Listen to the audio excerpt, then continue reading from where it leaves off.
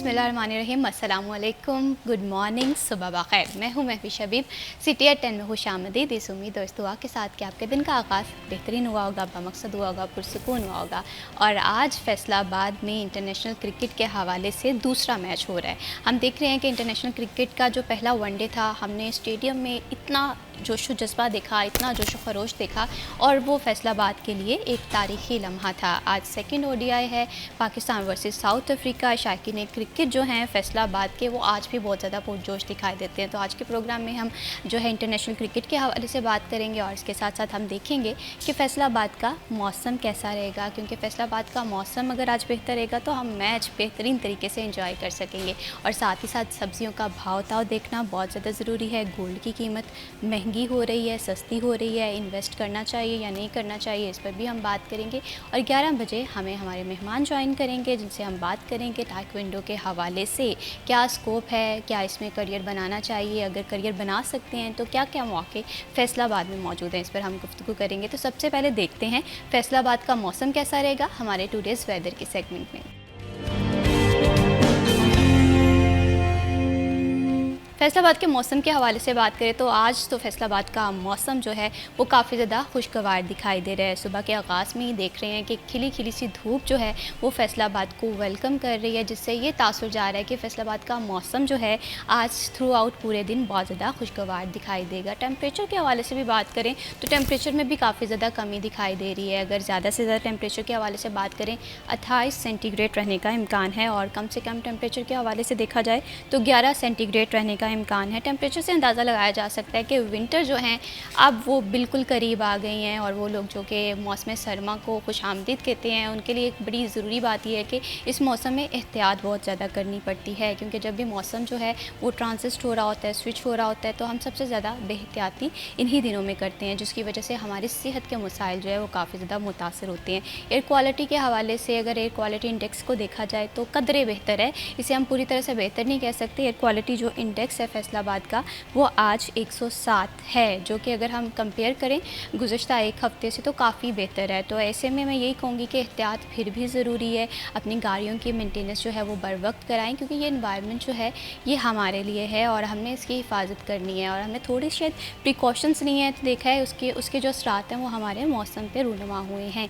इसी तरह से मास्क का इस्तेमाल करें, घर से बगैर ज़रूरी ना निकलें, तो क्योंकि आप अगर अपनी सेहत का ख्याल रखेंगे तो तमाम तर मामला जो हैं वो आपकी ज़िंदगी के बेहतर बनते हुए दिखाई देंगे। ये थी आज की मौसम की अपडेट के हवाले से। अब बात करते हैं जी इंटरनेशनल क्रिकेट के हवाले से। बड़ा तारीख़ी लम्हा था फैसलाबाद में पहला ओडीआई, और बहुत सारे लोग तो ये समझ रहे थे कि शायद हर साल की हर दफ़ा हम ये बातें देखते हैं कि इंटरनेशनल क्रिकेट के हवाले से कहा जाता है कि फैसलाबाद में मैच होंगे, लेकिन फैसलाबाद में मैच कोई होने वाले नहीं है।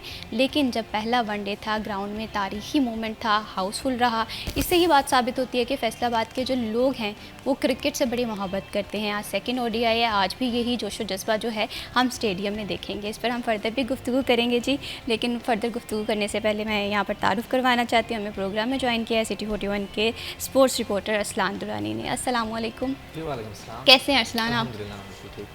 अल्हम्दुलिल्लाह, बहुत शुक्रिया असलान प्रोग्राम में वक्त देने के लिए, और इन्हीं के साथ हमें ज्वाइन किया है सिटी 41 के रिपोर्टर मरियम रज़ा ने। अस्सलाम वालेकुम। वालेकुम अस्सलाम। कैसी हैं मरियम? अल्हम्दुलिल्लाह, आप सुनाइए कैसी हैं? अल्हम्दुलिल्लाह मैं बिल्कुल ठीक हूँ। आज फैसलाबाद का मौसम बेहतर हुआ है, तो वो हमारे चेहरों पे भी नज़र आ रहा है कि हाँ कदर स्मोक कम है और मौसम हमारा जो है फैसलाबाद का बड़ा अच्छा है फिलहाल। बिल्कुल इसी तरह से अरसलान। दूसरी बात ये कि स्पोर्ट्स जो है इंटरनेशनल वापस आ गई है।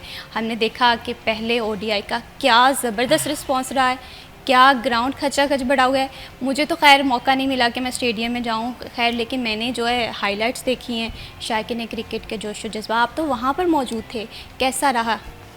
सबसे पहले तो आपका शुक्रिया, और दूसरा मैं फैसलाबाद के शायकीन क्रिकेट का शुक्रिया अदा करना चाहूँगा कि जिन्होंने 17,000 की कैपेसिटी थी और 17,000 स्टेडियम में लोग मौजूद थे और 17,000 टिकटें फ़रोख्त हुई हैं। आप यहाँ से अंदाज़ा लगाएं कि 17 साल इंतज़ार किया और 17 साल बाद ही 17,000 का स्टेडियम जो है वो 17,000 शायकीन से फुल था और हाउसफुल था। पहले मैच में हाउसफुल होना इज़ समथिंग एल्स, ऐसा होता नहीं है वैसे कि पहले मैच में हाउसफुल हो, बट ये फैसलाबादियों का रिस्पांस रहा इंटरनेशनल क्रिकेट को लेके, और 17 साल का इंतज़ार किया, तवील इंतज़ार था, और क्रेडिट जाता है chairman Pakistan cricket board Mohsin Naqvi को, जिन्होंने ये वाहिद वही थे जो करवा सकते थे, इससे पहले कोई एक ट्राई भी नहीं की गई। आई मीन 10 साल हो गए पाकिस्तान में इंटरनेशनल क्रिकेट को बहाल हुए, 10 सालों में किसी ने कोई ट्राई भी नहीं की कि यहाँ पे इंटरनेशनल मैचेस करवाए जाएँ। बट वंस अगेन थैंकफुल हम हैं पीसीबी के, चेयरमैन पीसीबी के, जिन्होंने ये फैसलाबाद को इतना बड़ा तोहफा दिया। और पहले मैच पे जो क्राउड था, जो जज्बात थे, जो मैंने लोगों की आंखों में खुशी देखी, वो नाकाबिले बयान है। वो इस तरह था कि मतलब लोग बहुत खुश थे और हर लम्हा ये था उनका कि वो एक इवेंट है, मतलब स्टेडियम तक पहुंचना इवेंट है, स्टेडियम के अंदर जाना इवेंट है, मैच को देखना इवेंट है। और ये जो न्यूज़ थी ना कि मैचेस होने जा रहे हैं, ये भी एक इवेंट था उनके लिए। बिल्कुल इसी तरह से ईच एंड एवरी मोमेंट उन्होंने एंजॉय किया है। और इंतजामात भी अच्छे किए गए थे पीसीबी की जानिब से, inside the stadium, outside the stadium, and district administration में भी अच्छे इंतजामात किए गए थे शायकीन क्रिकेट के लिए, खुसूसी तौर पर कि उनको बस शटल सर्विस के थ्रू स्टेडियम पहुंचाया गया। टिकट्स के हवाले से भी काफ़ी स्मूथ, सिक्योरिटी बहुत अच्छी थी। इवन जो साउथ अफ्रीकन खिलाड़ी थे वो बड़े मुतमईन थे सिक्योरिटी से। मैंने आस्क्ड देम कि आपको किस तरह का माहौल यहाँ पर लगा, एटमॉस्फेयर कैसा था। कहते हैं कि क्राउड बड़ा एनर्जेटिक होता है यहाँ का, और हमने बहुत इंजॉय किया है। मैच की अगर डिपेंडेंसी देखें ना, क्राउड पे बड़ी होती है। प्लेयर अगर एंजॉयमेंट के हवाले से बात करें तो एक अच्छा और एक हेल्दी क्राउड अगर स्टेडियम में मिल जाए तो मैच कोई भी जीते, लेकिन एक एंजॉयमेंट होती है, एक इवेंट को सेलिब्रेट किया जाता है। लास्ट टाइम जब प्रेस कॉन्फ्रेंस हुई तो मोहम्मद रिजवान ने एक बड़ी प्यारी बात, उन्होंने कहा कि हमने देखा है कि क्राउड तो पाकिस्तान में जहाँ भी जाते हैं क्राउड तो आ रहा है, लेकिन फैसलाबाद के क्राउड की खास बात ये थी कि ये सिर्फ पाकिस्तान टीम को सपोर्ट नहीं कर रहा था। ये जनूबी अफ्रीका की टीम जब रन्स कर रही थी, स्कोर कर रही थी, आउट कर रही, तब भी तालियां बजा रहा था, तब भी ये शोर मचा रहा था। तो ये दोनों टीम्स को सपोर्ट कर रहा था, which is very good sign कि हमारा क्राउड, हमारे जो शायकीन क्रिकेट हैं वो इतने क्रिकेट से मोहब्बत करते हैं। ऑल्दो हमारी टीम पाकिस्तान है, हमने सपोर्ट करना है, बट वो लोग हमारे मेहमान हैं, तो उनको मेहमान होने की हैसियत से क्राउड ने काफ़ी अच्छा रिस्पांस दिया है। तो कुछ ऐसी चीज़ें हुई हैं जो कि 17 साल इंतज़ार था। 17 साल में अरसलान एक ह्यूज नंबर होता है, एक ह्यूज ईयर्स होते हैं। अगर हम बात करें, बहुत सारे लोगों ने मरियम अपनी ज़िंदगी में पहला मैच इंटरनेशनल फैसलाबाद में देखा होगा, और इस बात से साबित होता है कि हम क्रिकेट लवर हैं। यहाँ पर फर्दर भी मैचेस होने चाहिए। आप भी उस दिन सारा दिन आप फील्ड में थी, आपने बहुत सारे इवेंट के हवाले से कवरेज की, आपको कैसा लगा, महसूस हुआ? बहुत शुक्रिया महविश। ये एक नया सा एहसास था फैसलाबादियों के लिए, क्योंकि जब भी मैचेस कोई भी इंटरनेशनल लाहौर, रावलपिंडी और अदर सिटीज़ के अंदर, तो फैसलाबाद से मैचेस देखने उधर जाते थे, और जाते ज़रूर थे, अपने प्लेयर्स को सपोर्ट भी करते थे, लेकिन ये शिकवा उनके दिल में ज़रूर रहता था कि भाई हमारे शहर में क्यों नहीं। तो उनका वो शिकवा, उनकी वो तकलीफ़ जो थी वो अब ख़त्म हुई है, और उन्होंने इस चीज़ को बड़ा बेहतरीन तरीके से इंजॉय किया है। और हमने ये देखें कि सबसे इम्पॉर्टेंट ये था कि हमने सिक्योरिटी के हवाले से शहरियों ने बहुत कॉम्प्रोमाइज़ किए हैं। अगर रास्ते बंद थे तो कोई कहीं पे झगड़े नहीं किए गए, कोई लड़ाइयाँ नहीं की गई, किसी ने रास्तों को जाके क्रॉस नहीं किया। क्यों? क्योंकि वो जानते थे कि अगर हमें इतने सालों बाद एक खुशखबरी मिली है, एक टीम मिली है स्पेशली फैसलाबाद इकबाल स्टेडियम के अंदर, तो हम इसको ख़राब ना करें अपनी खुशी को, बल्कि सब मिल के इन्जॉय करें। और उन्होंने किया है, और बड़े बेहतरीन तरीके से किया है। और देखिए फैसलाबाद के अंदर जो हमारी ट्रैफिक है, इंटरनेशनल टीम आई है और ट्रैफिक रवा दवा है। ये एक सबसे अच्छी चीज़ है कि हम कहीं पे स्टक नहीं हुए, रुके नहीं हुए। जो रास्ते बंद किए गए उसकी जगह मुतबादल रास्ते हमारे पास मौजूद हैं। सबसे इम्पॉर्टेंट तो ये था।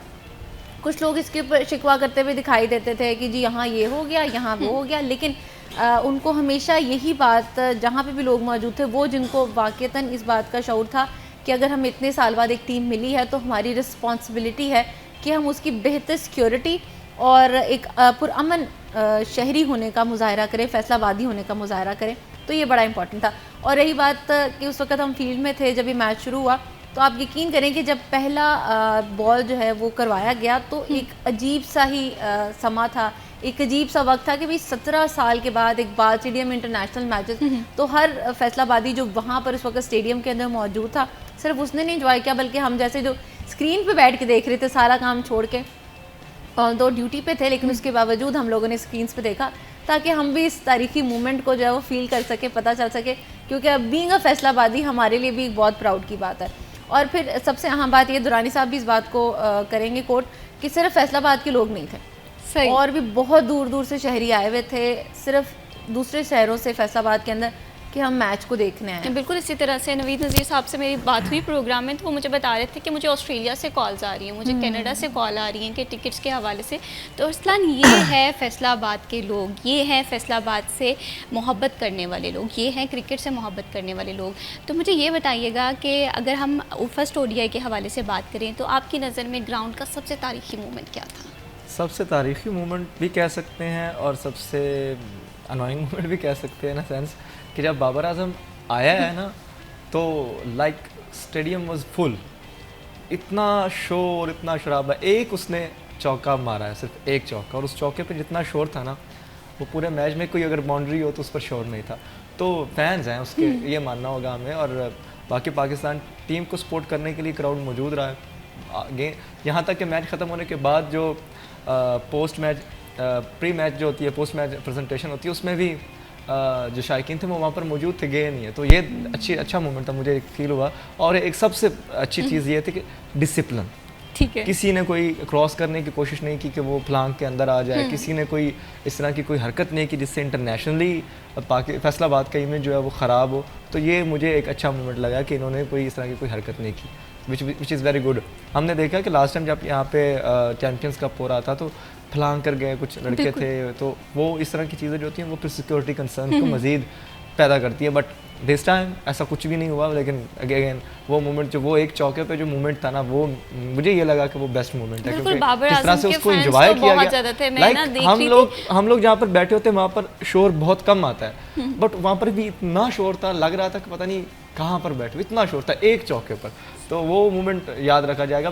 तारीखी तो बहुत सारे लम्हात ऐसे हैं, बहुत सारी स्टोरीज ऐसी हैं जो इकबाल स्टेडियम से मुंसलिक है। एक स्टोरी आजकल लोग बहुत कोट कर रहे हैं, लेकिन वो मैं बहुत पहले बता चुका हूँ कि ऑस्ट्रेलियन बॉलर है डेनिस लीली, तो उसने कोई 3 दिन बॉलिंग करवाई, उसको विकेट नहीं मिली, तो उसने कहा था कि यहाँ पर जब मैं मर जाऊँ मेरी कब्र खोद देना इस विकेट पे।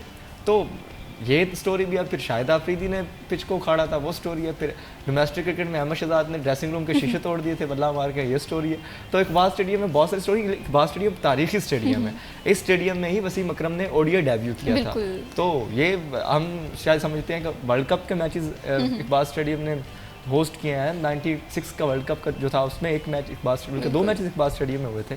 तो तारीखी एतबार से लेकिन मेरे लिए फैसलाबादियों के लिए जो सबसे तारीखी लम्हा है वो यही लम्हा है कि 17 साल का गैप, और फिर जो पहला बॉल शाहीन आफरीदी ने करवाया ना, वो बॉल सबसे ज़्यादा इंपॉर्टेंट रहा है फैसलाबादियों के लिए, क्योंकि 17 साल बाद वो इंटरनेशनली बॉल करवाया गया। तो बड़े सिक्योरिटी के जो मैं बात कर रहा हूँ, तो बड़े डिसिप्लिन में शायकीन है, बेहतरीन इंतजाम हमें देखने में मिल रहे हैं। और जहाँ पर अगर 17 ईयर्स बाद इंटरनेशनल क्रिकेट आई है, तो वहाँ पर एक तरफ ये भी बातें थी कि एक बड़ा इवेंट है, इसे किस तरह से टैकल किया जाएगा, लेकिन बेहतरीन सिक्योरिटी के इंतजाम थे, सिटीज़न की तरफ से भी बड़ा इंपॉर्टेंट रोल प्ले किया गया। फर्दर भी इंटरनेशनल क्रिकेट के हवाले से प्रोग्राम में गुफ्तगू करेंगे। जी, वक्त हुआ ब्रेक का, स्टे विद अस।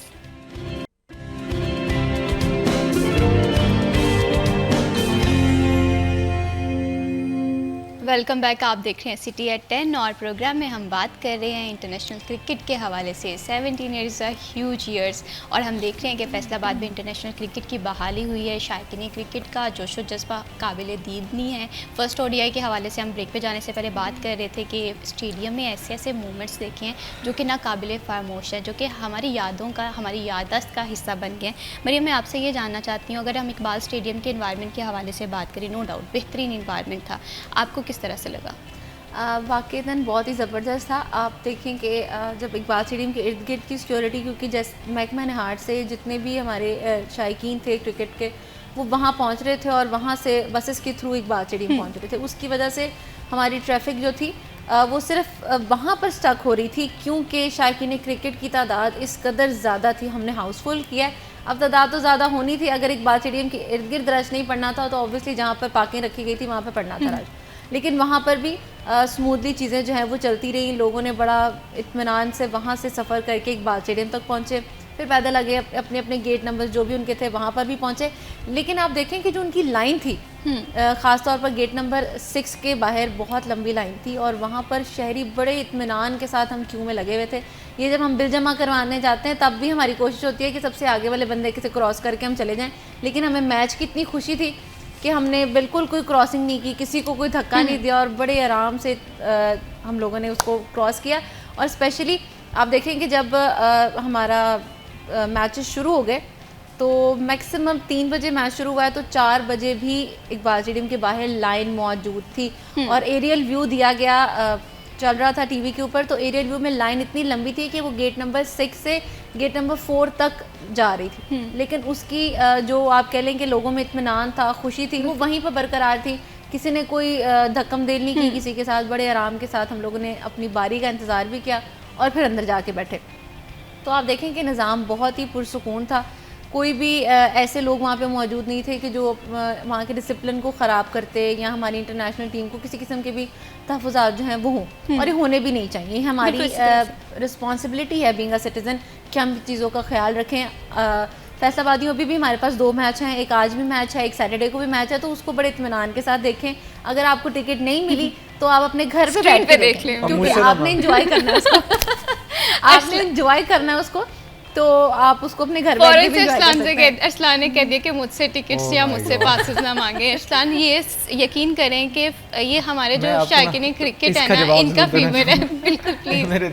मेरा ना जो सबसे ज़्यादा मुझे मसला है वो ये है, देखिए इतना हेक्टिक काम होता है, आपने एक एक गेंद पर फोकस करना है, बाहर आपने जाके वॉक्स पॉप्स करने हैं, सेंड करने हैं, हासिल करने हैं। मीन वाइल आप फ्रेम में खड़े हुए हैं, आपको कॉल्स आ रही हैं, सिर्फ क्या जी यार आपको टिकट का कहा था। भाई मैं किस सिचुएशन में हूँ पहले वो तो देख लो, मैं कहाँ से टिकट लेकर आऊँगा।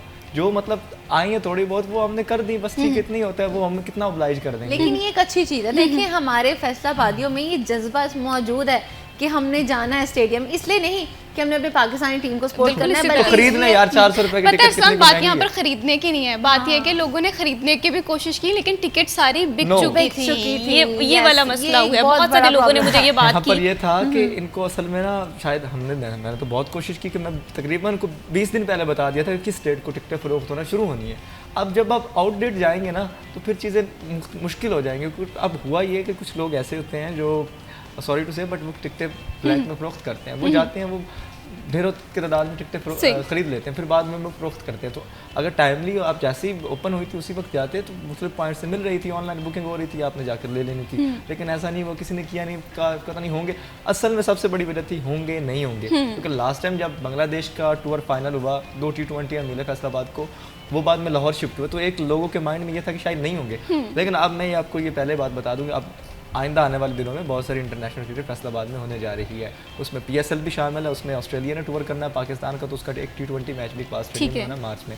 तो आप पहले ही अभी तैयारी पकड़ लें, बल्कि टिकट्स के फिर अरसलान को कॉल कोई ना करे या कोई जो है टिकट्स के हवाले से। हम बात सबसे ज़्यादा जो अरसलान इसको मज़ीद क्लियर भी करेंगे कि बहुत सारे शायकीन क्रिकेट जो थे उन्होंने इस बात का इजहार किया कि हम पार्किंग एरिया से जाकर इकबाल स्टेडियम तक पहुंचे हैं, और उसके बाद जब हमारा मैच ख़त्म हो गया हर तरह से और पाकिस्तानी टीम जो थी वो जीत गई, उसके बाद जो शायकीन क्रिकेट बाहर निकले तो उनको ले जाने के लिए कोई भी बस मौजूद ये ज़िला इंतज़ामिया ने ही फ्री में बस शटल सर्विस दी थी। तो अगर आपने दी थी तो इसका भी इंतजाम करते कि उनको वापस पार्किंग तक लेकर भी जाते। इतनी दूर पार्किंग रखी है, तकरीबन कुछ 1.5-2 किलोमीटर का रेडियस है, तो आपको एटलीस्ट अगर आप लेकर आए हैं तो लेकर जाने में भी कोई कबाहत नहीं होनी चाहिए थी। बट देन अगेन थोड़ा बहुत रह जाता है, पहला था इस मैच में हमें बेहतरीन। अहम बात यह है कि देखें हमारे जो इस वक्त ज़िला इंतज़ामिया है वो बहुत अच्छा काम कर रही है, नो डाउट हमें इस चीज़ों की ज़रूरत है, लेकिन जहाँ पर कसर है तो उस चीज़ को हमें ज़रूर पूरा करना चाहिए। डिप्टी कमिश्नर साहब ने खुद तो छोड़ने जाना नहीं है फैसलाबादियों को, तो हमें खुद इस तरफ उनकी तवज्जो दिलवानी है कि सर आप इस तरफ ज़रूर देखें कि अहम है फैसलाबादियों के लिए। अगर उनको वहाँ पर इकबाल स्टेडियम छोड़ा गया तो फिर वहाँ से उनके पार्किंग एरिया तक जोड़ने के लिए भी जो बस सर्विस है उसको बेहतर करने की ज़रूरत है। अभी 2 मैचेस हमारे पास हैं, तो ये एक शिकवा ज़रूर है और इसको दूर भी करना चाहिए। और हमारी दुआ है कि अभी सेकंड मैच के अंदर फैसलाबादियों का ऐसा कोई शिकवा ना हो, जैसे वो खुशी खुशी मैच देखने पहुंचे थे उसी तरह से खुशी खुशी मैच देखकर अपने घर वापस भी जा सके। बिल्कुल इसी तरह से है, ये वाकई एक छोटी मोटी प्रॉब्लम्स तो आती रहती है लेकिन उन्हें रिजॉल्व करना बड़ा ज़रूरी हो जाता है, और आई होप सो कि डिस्ट्रिक्ट एडमिनिस्ट्रेशन इस चीज़ को देखेगी और इस पर फर्दर भी काम करेगी। अरसलान वो मोमेंट कैसा था? एक तो चले इंटरनेशनल क्रिकेट की बहाली तो हुई फैसलाबाद में, लेकिन पाकिस्तान मैच भी जीत गया। हम एक बात देखते थे कि पाकिस्तान की बैटिंग लाइन पर हम बड़ा क्वेश्चन करते थे कि चेज़ नहीं होता, लेकिन फैसलाबाद का तारीखी ग्राउंड जिसमें पाकिस्तान ने बड़ा अच्छा चेज़ किया। अच्छी बात है, पाकिस्तान में फैसलाबाद में खास तौर पर जो पाकिस्तान ने अपने ODI सीरीज़ का आगाज़ विक्ट्री से किया और फैसलाबाद ने जो इस मैच की मेज़बानी की है उसमें पाकिस्तान जीता है विच is very good, but sorry, but एक बात कहूँगा कि वो शायद एंड पे हमने कोई थोड़ा बहुत हम मुश्किल में पड़ गए थे, but then again thanks to Nawaz जिसने एक छक्का लगाया तो कुछ करीब हो गया। लेकिन असलन मैच तो ऐसा ही अच्छा लगता है कि आपको पता ना चले कि कौन सी टीम जीत रही है, हम लास्ट मोमेंट तक नेल बाइट करते रहे कि कौन सी टीम जीत रही है। आखिरी गेम तक मैच गया, आखिरी ओवर्स तक मैच गए, तो it was good, like and पर चीज़ें थोड़ी सी सनसनीखेज हो गई है। हमें भी लग गया कि वो, मैं टिकर लिख चुका था। मैं आपको मज़े की बात बताऊं कि पाकिस्तान ने जनूबी अफ्रीका को 4 विकेट से शिकस्त दे दी, फलान इतने बनाए, इतने किया, ये वो। अब जो खेल रहे थे उनके मैंने स्कोर्स लिखने थे, ठीक है। अब जब मैं टिकर लिख चुका था, मैं बस अब मतलब अपने अलग से रखने ही लगा था तो पता चला जी एक आउट हो गया, यानी कि कितना आउट, 7वां आउट हो गया। अभी मैंने उसको 3 विकेटों से किया तो फिर 8वां भी आउट हो गया तो फिर एंड पे मैंने कहा चलिए 2 विकेटों से चलो जीत गए। लेकिन ये क्रिकेट का हुस्न है कि आप इससे कुछ भी हो सकता है, अनप्रेडिक्टेबल एंड पे वो वाली सिचुएशन हो गई होगी, हम फिर दोबारा से दुआ करने लग गए होंगे कि थोड़ी सी दुआ की ज़्यादा नहीं की थी, लेकिन देन अगेन हम जीत गए थे और वो जीतने का मोमेंट बड़ा इंजॉय किया क्राउड ने भी, हमने भी। और credit goes to our bowlers, उन्होंने पहले बॉलिंग बहुत अच्छी कराई, नसीम ने अच्छी बॉलिंग करवाई, अबरार ने अच्छी बॉलिंग करवाई। फिर बैटिंग में हम बात करें, सलमान अली आगा, मोहम्मद रिजवान ने बहुत अच्छी बैटिंग का मुजाहरा किया, जिसकी बदौलत हम लोग बासानी, मैं तो कहूँगा, मैच जीत के। लेकिन ऐसा नो डाउट अगर हम साउथ अफ्रीका के फर्स्ट पार्टनरशिप के हवाले से बात करें, मुझे लगता है कि फर्स्ट पार्टनरशिप बहुत अच्छी लगी। 98 पे मेरे ख्याल से जाके उनका एक आउट हुआ था, और क्विंटन डिकॉक कम बैक कर रहे हैं आफ्टर 2 or 3 years, और बहुत अच्छा उन्होंने खेला। एंड देन उनके साथ जो प्रिटोरियस थे वो, अच्छा मज़े की बात इन दोनों के हवाले से ये है कि जब क्विंटन डिकॉक अंडर 19 खेल रहा था तो प्रिटोरियस कहीं 2-4 साल का, 5-6 साल का था, अब उसी के साथ ओपन कर रहा था, which is a good thing. हमने वो इस इकबाल स्टेडियम में देखी है। अब जो आज का मैच, उसका मैं आपको थोड़ा सा बता दूं कि आज के मैच में जनूबी अफ्रीका की टीम में एक तब्दीली है, जो ब्रेविस है वो नहीं खेल रहे, उनकी जगह रॉबिन हरमन जो है वो डेब्यू करेंगे आज साउथ अफ्रीका की जानिब से। पाकिस्तान की टीम में कोई तब्दीली मुतवक्के नहीं है, क्योंकि जो विनिंग टीम उसी के साथ कप्तान जाने की कोशिश करेंगे, शाइना अफरीदी। और 3 बजे मैच होगा, अच्छा मैच देखने को आज मिलेगा, हाई स्कोरिंग मैच होगा इंशाल्लाह। ठीक है इंशाल्लाह। और हमें अब फैसलाबादियों को इस बात से गर्ज नहीं है कि पाकिस्तान जीते या साउथ अफ्रीका जीते, हम इसी बात से मरियम खुश हैं कि फैसलाबाद में इंटरनेशनल क्रिकेट हो रही है, और ना सिर्फ ये मैचेस हो रहे हैं बल्कि आने वाले दिनों की जो राहें हैं वो भी हमें हमवार होती हुई दिखाई दे रही हैं। कह रहे हैं कि PSL के मैचेस भी होंगे, इंटरनेशनल क्रिकेट जो है फैसलाबाद में दोबारा से बहाल हो रही है।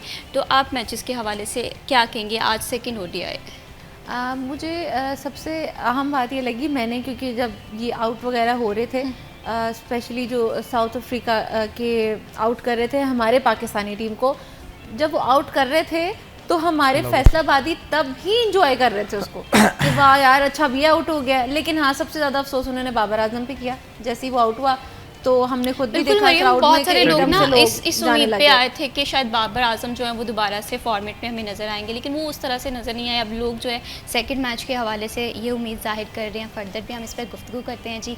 वक्त हुआ है ब्रेक का, स्टे विद अस।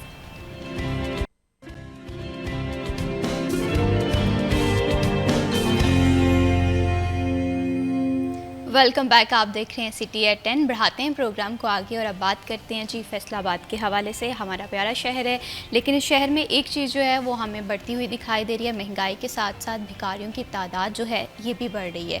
हम सिग्नल्स पे चले जाएं, शॉपिंग के लिए किसी मार्केट्स का रुख करें, किसी बाज़ार का रुख करें, तो सबसे पहली चीज़ जो शहरियों को डिस्टर्ब करती है वो है भिखारियों की तादाद। इसमें इजाफा क्यों होता जा रहा है? सोशल वेलफेयर डिपार्टमेंट किस तरह से काम कर रहा है? इनकी रोकथाम बहुत ज़्यादा ज़रूरी है, इस पर हम बात करेंगे। मरियम, मैं यहाँ पर ये जानना चाहती हूँ कि अगर हम देखें कि बाकी मसले तो फैसलाबाद के मौजूद हैं ही हैं, लेकिन मौजूदा एक मसला देखें जो आपने भी नोटिस किया होगा, हम भी ख़रीदारी के लिए जाते हैं, किसी सिग्नल पे गाड़ी रुकती है तो भिखारियों की भरमार नज़र आती है। ये क्यों इतने दिन ब दिन बढ़ते हुए दिखाई दे रहे हैं? सोशल वेलफेयर क्या एक्शन ले रहे हैं? इसमें ना मैं भी देखिए सबसे अहम बात यह है कि हमारी जो महंगाई है, जो माशी सूरत हाल है ना, वो हमारी बिगड़ती जा रही है। अब उसके ऊपर गौर करने के लिए हमारे पास हुकूमतें मौजूद हैं, लेकिन हमारी आवाम को फैसिलिटेट करना के लिए वो तैयार नहीं है। ठीक है, अब इसी तरह से है हमारे यहाँ के, अगर महंगाई बढ़ रही है तो हर चीज़ की कीमत वो बढ़ा देते हैं, ये देखते ही नहीं है कि हमारी आवाम पे क्या गुजर रही है। और जब हमारी आवाम, हमारे वो लोग, स्पेसिफ़िक लोग जो कि इससे इरिटेट हो जाते हैं, फ्रस्ट्रेट हो जाते हैं, वो फिर भीख मांगने की तरफ अपनी फैमिलीज़ को निकाल देते हैं। अब हमारे यहाँ चाइल्ड प्रोटेक्शन की जानिब से, सोशल वेलफेयर की जानिब से जो भी बच्चे, ख़वातीन या मर्द हज़रात भीख मांगते पकड़े जाते हैं, तो वो सिर्फ यही आपको बात सुना देते हैं कि घर में मैं भी कमाता हूँ, मेरी बीवी को भी मैंने मांगने के लिए रखा है, और जो मेरे बच्चे हैं वो भी छोटी छोटी चीज़ें बेचते हैं, जो है ना हमने उनको छोड़ा हुआ है, वो कुछ ले आता है तो हमारा घर चल जाता है। ठीक है। अब ये उन्होंने रीज़न बना लिया। अब ये रीज़न किसी हद तक ठीक भी होता है। ये वो फैमिलीज़ हैं जिन्होंने वाक़ई उनको निकाला होता है और घर का अपना सर्कल चलाते हैं। तो दूसरी तरफ हमारे पास यहाँ पे बाकायदा एक माफिया मौजूद है जिन्होंने इन बच्चों को रखा होता है। आप कभी गौर करें कि हमारे सिग्नल्स पे जो ख़वातीन मौजूद होती हैं ना, उनके बच्चे तब्दील हो जाते हैं और वो बच्चा कभी भी कोई मूवमेंट भी नहीं होता, वो हमेशा सोया रहता है। ठीक है। जितना भी शोर हो, ट्रैफिक का कितना शोर होता है, देखिए नॉर्मली कितना ज़्यादा शोर है, उस शोर के अंदर बच्चा नहीं उठता, वो वैसे ही वो उसको अपनी गर्दन के साथ, सर के साथ लगाया होता है और वो बस जा रही है। वो बच्चे बदलते रहते हैं, ख़वातीन वही रहती हैं, कभी बच्चे वही रहते हैं, ख़वातीन बदल जाती हैं। तो ठीक है, ये एक माफिया काम करता है जो लोगों को सिंपैथी के नाम पर, और हम लोग वेरी सॉरी टू से हमारी आवाम भी ऐसी है कि सिंपैथी के नाम पर जो है वो पैसे देना शुरू कर देती है ऐसे लोगों को, जो वाकई एक ग्रोह होता है। फैसलाबाद में चनाब चौक चले जाएं आप, चनाब क्लब के सामने, ठीक है, वहाँ पर सबसे ज़्यादा भरमार है। मिल्लत चौक चले जाएं, सबसे ज़्यादा भीख मांगने वाले लोग मौजूद हैं। इसी तरह से हमारे पास समुंदरी रोड पे, सत्याना रोड पे यही सूरत हाल नज़र आती है कि बाकायदा लोगों को पता है कि ये इनका गढ़ है और ये यहाँ पर ही ज़्यादा लोग पाए जाते हैं।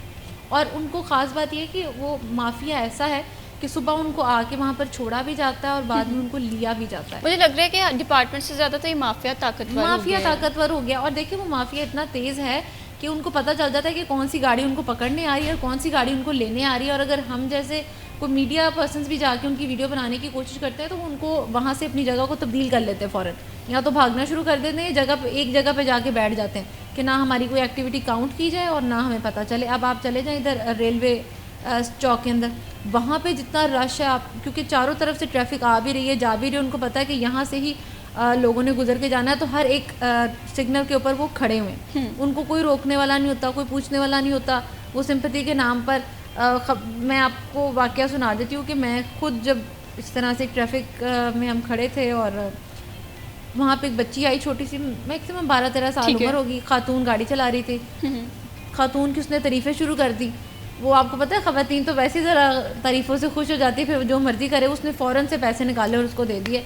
तो मैं एक देखी थी कि दे हैव टैक्टिक्स, उनको पता है कि हमने किससे किस तरह से पैसे निकालने हैं और किसको क्या। अब बुज़ुर्ग जो हमारे सिटीजन्स हैं उनके पास जाके उनकी लंबी उम्र की दुआएं देना शुरू कर देते हैं हम, वो भी फ़ौरन से जेब से निकाल के पैसे देते हैं। दें, आप ज़रूर दें, लेकिन आप देखें कि आपके अपने इर्द गिर्द बहुत से ऐसे लोग होंगे जिनको ज़रूरत है। बिल्कुल इसी तरह ये लोग तो माफिया है जो इंतजार करते हैं कि कब हम किसको किस तरह से मरियम, इस माफिया को कंट्रोल करने के लिए इकदाम तो करने पड़ेंगे ना। हम देखते हैं कि माजी में तो हम इकदाम थोड़े बहुत फिर भी नज़र आते थे, क्रैकडाउन किया जाता था। मौजूदा सिचुएशन क्या है? मौजूदा सिचुएशन इस वक्त ये है कि फैसलाबाद में जब से धीरानी प्रोग्राम और पंजाब हुकूमत के मुख्तलिफ प्रोग्राम शुरू हुए थे तो सोशल वेलफेयर ने कमिटमेंट की हुई थी, इश्तराक किया हुआ था पनागार रेलवे के साथ, ठीक है, कि वहाँ से जितने भी हमारे भीख मांगने वाले हैं उनको पकड़ा जाएगा और वहाँ रखा जाएगा। लेकिन पंजाब हुकूमत आई है, उसके बाद हमारे पास सोर्सेज कम होते चले गए और क्योंकि बहुत से प्रोग्राम्स और चल रहे थे तो उस चक्कर की वजह से हमारा ये जो प्रोग्राम था गधागरों को पकड़ने का ये नहीं हो सका, ये बिल्कुल बंद हो गया, उन्होंने ख़त्म कर दिया। क्योंकि हम जो गाड़ी लेते थे, यूज़ करते थे, वो भी स्पेशल एजुकेशन स्कूल से ली जाती थी। ठीक है। वो बच्चों को पहले उनके घरों में सुबह लेती थी, फिर उसके बाद छोड़ती थी छुट्टी के बाद, और उसके बाद फिर पनागाह को ये गाड़ी मिलती थी और वो जाके इन लोगों को पकड़ते थे।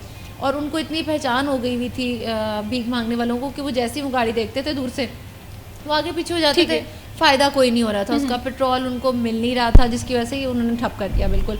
उसके बाद फैसलाबाद में डिप्टी कमिश्नर आमना आमल को डीसी के साथ उनकी मीटिंग हुई, जिसमें डीसी साहब ने उनसे कहा कि पनागाह के अंदर आप भीख मांगने वालों को रखें। ठीक है। अब पनागाह का मकसद क्या है महविश? बेसिकली पनागाह में तो वो लोग आके रह सकते हैं जो लारी अड्डे में सफ़र कर रहे हैं या उनकी बस आने में थोड़ी देरी है या रात का सफ़र है तो वहाँ पर रुक सकते हैं। पनागाह का बेसिकली मकसद ही ये था, वहाँ पे खाना था, नमाज थी, ताकि हमारे मुसाफिरों को मसला ना हो। लेकिन अब वही मुसाफिरगाह जो है हम उसको भीख मांगने वालों की जगह बना लेंगे तो आप देखें कि माहौल कितना मुख्तलिफ हो जाएगा। भीख मांगने वालों का एटमॉस्फेयर बिल्कुल डिफरेंट है, इन्वायरमेंट डिफरेंट होती है, और आपका मुसाफिर जो एक अच्छे घर से आया है उसके लिए बड़ा मुश्किल था। बिल्कुल डिस्टर्बेंस होती है, डिस्टर्बेंस बिल्कुल हो गई थी, जिसकी वजह से हमने वहाँ पर वो काम ख़त्म किया। अब पिछले हफ्ते सोशल वेलफेयर और डीसी और सिटी ट्रैफिक पुलिस की जानिब से जो है इनकी एक मीटिंग हुई है। उसके अंदर फैसलाबाद के अंदर जहाँ जहाँ पे अहम शहरों पर भीख मांगने वाले लोग मौजूद हैं उनको सिटी ट्रैफिक पुलिस पकड़ेगी। ठीक है। पनाहगाह की टीम के साथ मिलके जो मर्ज़ात हैं उनको पनाहगाह में रखा जाएगा। जो ख़वातीन या छोटी जो ख़वातीन होंगी उनको दारुल अमान में रखा जाएगा, और जो छोटे बच्चे होंगे उनको चाइल्ड प्रोटेक्शन तक पहुंचाया जाएगा। इस तरह से अब डिवीजन की जा रही है ताकि इन लोगों की रोकथाम हो सके, इनको रोका जा सके। लेकिन एट दी एंड अभी भी ये जो फ़ैसला है इसके साथ ये चीज़ें ख़त्म नहीं होंगी। इसके लिए हमें कोई प्रॉपर इदारे की, किसी प्रॉपर जगह की मौजूद है कि एटलीस्ट हम लोग उनको वहाँ पे रख सके, उनकी तरबियत हो सके, उनको वो इन्वायरमेंट दें जो वाकईतन वो डिज़र्व करते हैं। बिल्कुल, अगर इससे पहले भी देखें कई दफ़ा कार्रवाइयाँ की गई हैं, भिखारियों को पकड़ा गया है, ठीक है, लेकिन अगले दिन ही उन्हें छोड़ दिया जाता है, रिलीज़ कर दिया जाता है। उनकी काउंसलिंग की ज़रूरत है, उन्हें एक जिम्मेदार शहरी बनाने की ज़रूरत है। नो डाउट बहुत सारे लोग हैं एक नेटवर्क के थ्रू इसके साथ कनेक्टेड होते हैं, बहुत सारे ऐसे लोग हैं जो मजबूरी के तहत आए होते हैं, लेकिन हमें इस इशू को रिजॉल्व करना है। अच्छा महविश, आपने ये बड़ी अच्छी बात किया है कि हम ना माहौल हम उसको दें, हम उसको समझाएं, हम करें। अब देखें जो खातून स्पेशली भीख मांगने वाली है उसको हम उठा के दारुल अमान ले जाएं, और दारुल अमान में तो बिल्कुल ही मुख्तलिफ जहनीत की ख़वातीन मौजूद होती हैं। वो अलग से एक टेंशन्स के अंदर होती हैं अपनी, उनकी लाइफ, पर्सनल लाइफ सारी डिस्टर्ब होती है। और इस तरह की खातून जो कि भीख मांगने वाली है उसको जाके उसके साथ रख देंगे तो आप सोचेंगे फिर क्या होगा। वहाँ पे एक और तरह का माहौल हो जाएगा। भीख मांगने वाली ख़वातीन बहुत चालाक होती हैं, उनका सोचने का तरीका, अपनी हर तरह की मूवमेंट करने का तरीका बड़ा डिफरेंट सा होता है। बिल्कुल, इसी तरह जिसकी वजह से चीज़ें जो है वो ख़राब होती हैं और प्रॉब्लम जो है ना बिल्कुल इसी तरह से कहीं ना काउंसलिंग की बहुत ज़्यादा ज़रूरत होती है। अगर हम एनवायरनमेंट के हवाले से बात करें तो हमें रिस्पॉन्सिबल सिटीज़न बनाने के लिए भी इकदाम करने पड़ते हैं, हमें शहरियों के लिए भी इकदाम करने पड़ते हैं। भिखारी इसी स्टेट के कहीं ना कहीं हमारे शुमार होते हैं, लेकिन उन्हें इस तरह का इन्वायरमेंट देना बहुत ज़्यादा ज़रूरी होता है। इसमें सोशल वेलफेयर डिपार्टमेंट है, गवर्नमेंट है, डिस्ट्रिक्ट एडमिनिस्ट्रेशन है, जो इसके ज़िम्मेदार हैं वो जो है ना वो बहुत ज़्यादा ज़रूरी है, क्योंकि हमने एक ऐसे माशरे को तश्कील देना है जहाँ पर सबकी फलाह व बहबूद के हवाले से सोचा जाए। वक्त हुआ जी ब्रेक का, स्टे विद अस।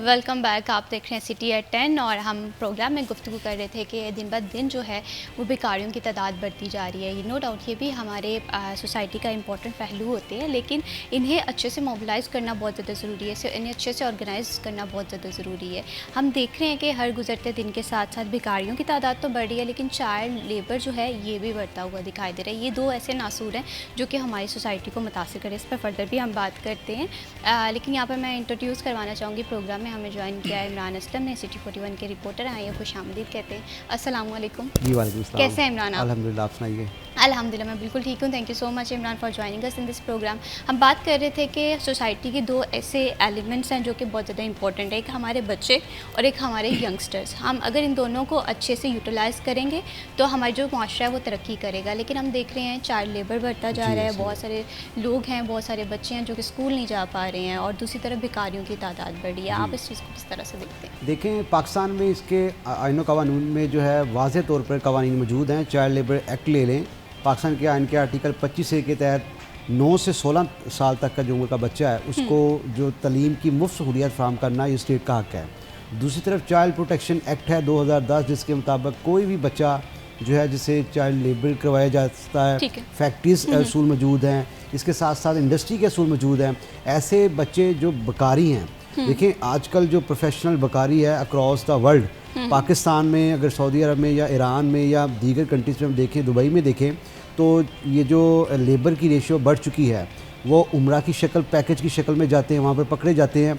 हर रोज़ इनका जो गैंग है वो नई शक्ल इख्तियार करता है। बच्चों से भीख मंगवाने के जो वाक़यात हैं पाकिस्तान में इजाफा देखने को मिला है। 28 मिलियन के करीब जो बच्चे हैं वो स्कूलों से बाहर हैं।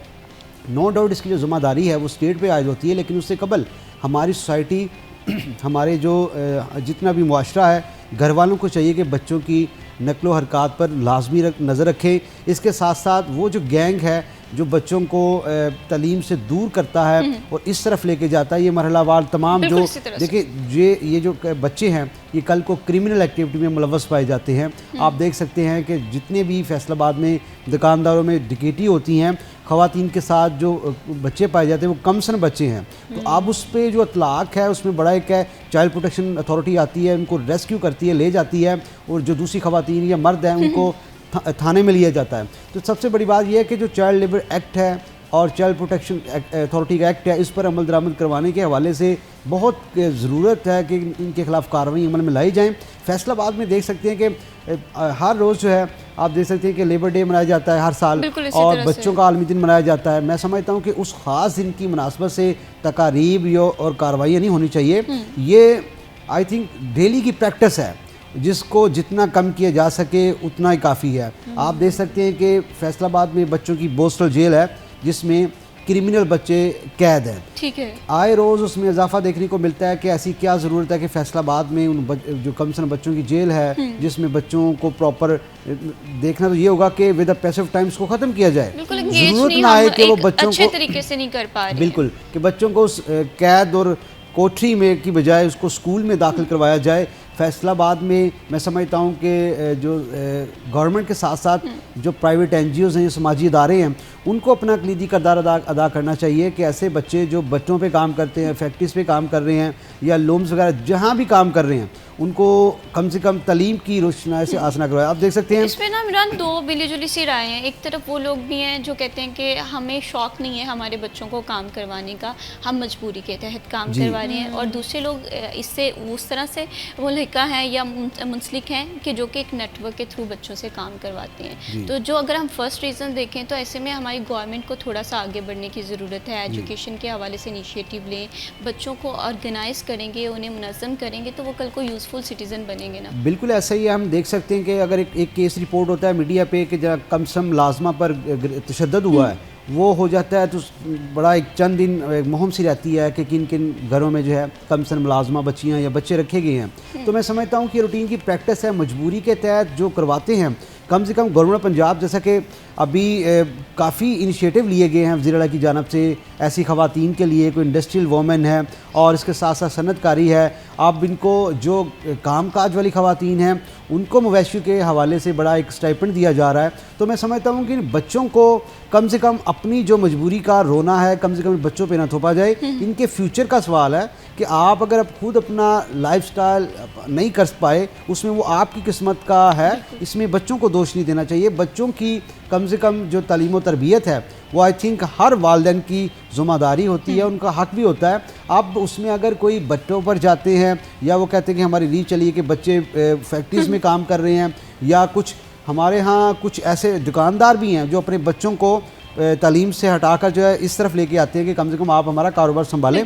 तो बच्चों की जो राय है आई थिंक वो बड़ी ज़रूरी है, बच्चों को फ्री हैंड देना चाहिए। आप देख सकते हैं कि पूरी दुनिया में इसमें चाइल्ड एजुकेशन मौजूद है जिसको देखा जाता है कि बच्चे क्या चाहते हैं, बच्चे क्या पसंद करते हैं। तो आई थिंक ये बड़ा एक पॉजिटिव साइन होता है कि बच्चों को फुल आज़ादी दी जाए। और ऐसे में कवानीन का जो इतलाक़ है हमारे आइन में और जो एक्ट लिखे हुए हैं, लेबर एक्ट है, चाइल्ड लेबर एक्ट है, चाइल्ड प्रोटेक्शन एक्ट है, इस पर अमल दरामद करवाने के हवाले से जितनी भी हम शाराएँ हैं या घरों में या फैक्ट्रीज़ में या इंडस्ट्रीज़ में या जहाँ भी बच्चे, इनका जो मकसद होता है कि इनको सबसे पहले रेस्क्यू करना है, फिर इनको अहम मुआशरे का रुकन बनाना है, इनको तलीम और तरबियत से आरास्ता करवाना है। अगर आप चले जाएँ चाइल्ड प्रोटेक्शन अथॉरिटी, आप वहाँ देखें प्ले ग्राउंड से उनको जस्ट लाइक ये शो करवाया जाता है कि आप इस घर में हैं। दारुल उमान चले जाएँ या जहाँ भी निशेमन अदारे में चले जाएँ, वहाँ पर आपको टॉयज़ नज़र आएंगे, प्ले लैंड नज़र आएंगे, बच्चों से जुड़ी हर एक्टिविटी नज़र आएंगी। शो ये होता है कि बच्चे वो देखना पसंद करते हैं। जेल में भी अगर बोस्टल जेल में अगर विज़िट हुआ हो कभी,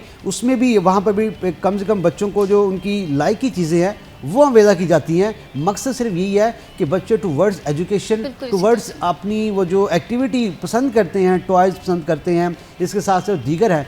तो कवानीन तो मौजूद है, अमल दरामद करवाना जो है अदारों का फ़र्ज़ है और हक भी है। और आई थिंक फैसलाबाद में जिस तरह ऐसा ऐसा से डेवलप होता जा रहा है, तो फैसलाबाद में चाइल्ड लेबर पर काबू पाने के हवाले से अदारों को मिलजुल कर काम करना होगा।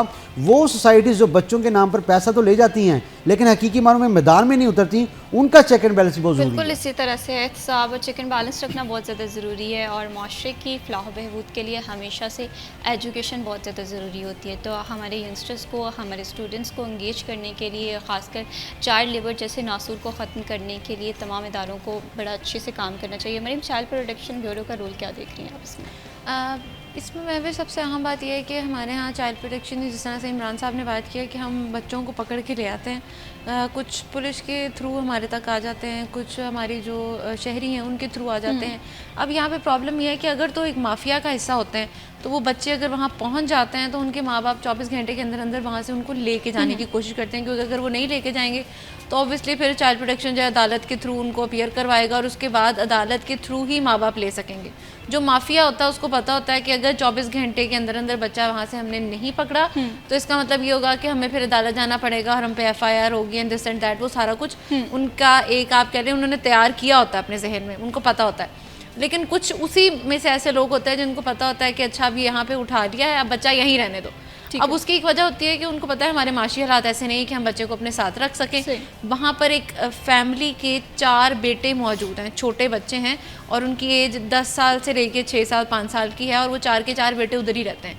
उनकी वालदा के जो थे शौहर साहब, उनके बच्चों के वालिद, उन्होंने उनको छोड़ दिया और माशी हालात की वजह से उन्होंने उस फैमिली को, उन 4 बेटों को वहाँ पे रखा हुआ है। ठीक है, वो उनके वहाँ पे तरबियत भी करते हैं और हर तरह से उनको वहाँ पर रखा जाता है। तो ये सूरत हाल हमारे फैसलाबाद के अंदर है और सबसे अहम बात यह है कि हम FIR नहीं करवाते उनको। चाइल्ड प्रोटेक्शन FIR नहीं करवाता, जिसकी वजह से इनकी तादाद के अंदर मज़ीद इजाफा हुआ है। देखिए, अगर आप किसी भी इस तरह के माफिया के ख़िलाफ़ FIR करवाएंगे, आपको पता होता है कि ये माफिया है। एक बच्चा जब एक बार नहीं, 2 बार नहीं, 3-4 मरतबा आपके इदारे में आ रहा है, इसका मतलब कि वो एक माफिया से रिलेट है, उसको पकड़ा जाता है और फिर चंद घंटों के बाद उसको छोड़ दिया जाता है। अगर उसके वालिदैन के ख़िलाफ़ FIR होगी तो ही उनको इस बात का सबक मिलेगा कि हमने आइंदा ये नहीं करना, अगर करेंगे तो फिर जेल में जाएंगे इसके बाद। तो इसके ऊपर काबू पाने के लिए हमारे इदारों को काम करने की ज़रूरत है कि हमने उनको जो है डील करना है। अच्छा इमरान साहब, एक और बात कर रहे थे कि मरियम, ये ना अगर इदारे इस पर प्रॉपर्ली काम करें, पॉलिसीज़ बन जाएं तो हम देखेंगे कि एक सुधार आएगा। बड़ी बड़ी बातें करना, पॉलिसीज़ बनाना नहीं, उन्हें इम्प्लीमेंट करना बहुत ज़्यादा ज़रूरी होता है। बहुत शुक्रिया Maryam Raza for joining us in this programme. बहुत शुक्रिया इमरान असलम, आपने प्रोग्राम में वक्त दिया जी। अगर हम शहरियों की फ़लाह बहबूद के लिए बात करें तो एजुकेशन बहुत इंपॉर्टेंट है, पॉलिसीज़ होना और इन्हें मरतब कराना बहुत ज़्यादा ज़रूरी है जी। वक्त है ब्रेक का, स्टे विद अस।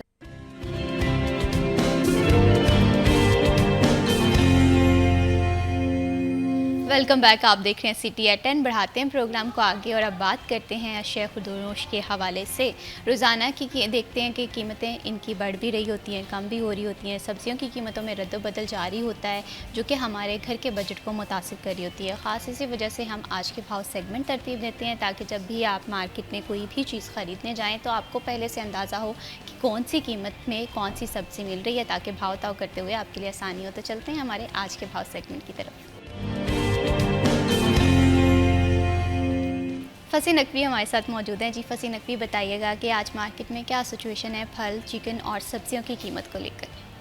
जी बिल्कुल, फैसलाबाद मार्केट कमेटी की जानिब से बरोज़ जुमेरात की रेट लिस्ट जारी कर दी गई है और देखा जाए तो ब्रायलर मुर्गी का गोश्त अपनी साबका कीमत पर कायम है। 410 रुपये फ़ी किलो है। अंडे फार्मी 1 रुपये इजाफे के बाद 344 से 345 रुपये हो चुके हैं, जबकि आलू का चाचल का अपनी साबका कीमत 80 रुपये फ़ी किलो पर कायम है।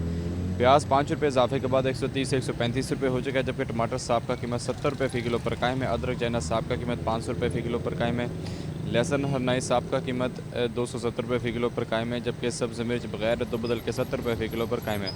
फूल गोभी साबका कीमत 45 रुपये फ़ी किलो पर बरकरार है, जबकि बंद गोभी साबका कीमत 150 रुपये फ़ी किलो पर कायम है।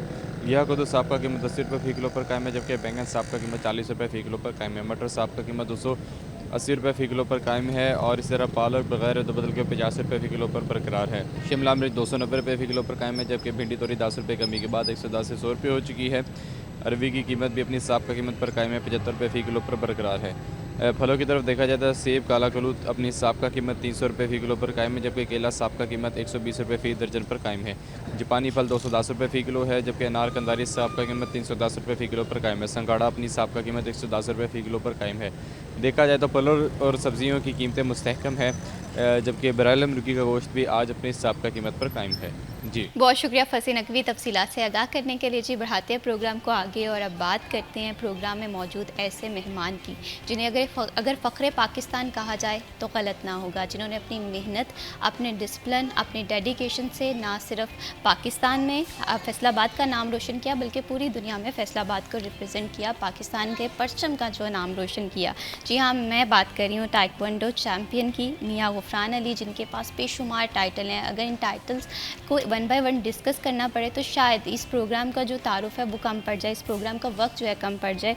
मियां गुफरान अली साहब के अगर टाइटल्स के हवाले से बात करें जो इन्होंने पाकिस्तान के लिए विन किए हैं, गोल्ड मेडलिस्ट रह चुके हैं वर्ल्ड में, एशियन गोल्ड मेडलिस्ट रह चुके हैं, ब्लैक 4 डन रह चुके हैं और इसके साथ साथ फिटनेस ट्रेनर भी हैं। तो आइए खुशामदीद कहते हैं इन्हें। अस्सलाम वालेकुम। वालेकुम सलाम। कैसे हैं गुफरान साहब आप? अल्हम्दुलिल्लाह। बहुत शुक्रिया आपने प्रोग्राम में वक्त दिया। और इन्हीं के साथ हमें ज्वाइन किया है गुफरान साहब के स्टूडेंट हैं हसन सज्जाद, काफ़ी अरसे से ताइक्वांडो सीख रहे हैं, क्यों सीख रहे हैं इस पर इनसे भी जानेंगे, इनका पॉइंट ऑफ व्यू भी। अस्सलाम वालेकुम। कैसे हैं हसन? बहुत शुक्रिया आपने प्रोग्राम में वक्त निकाला। गुफरान साहब, आपसे गुफ्तगू का आगाज़ करते हैं। सबसे पहले मुझे बताइएगा कि ताइक्वांडो होता क्या है, इसकी असल हकीकत क्या है, टेक्निक्स क्या है? ताइक्वांडो जो है ये कोरियन मार्शल आर्ट्स है, ये साउथ कोरिया की गेम है।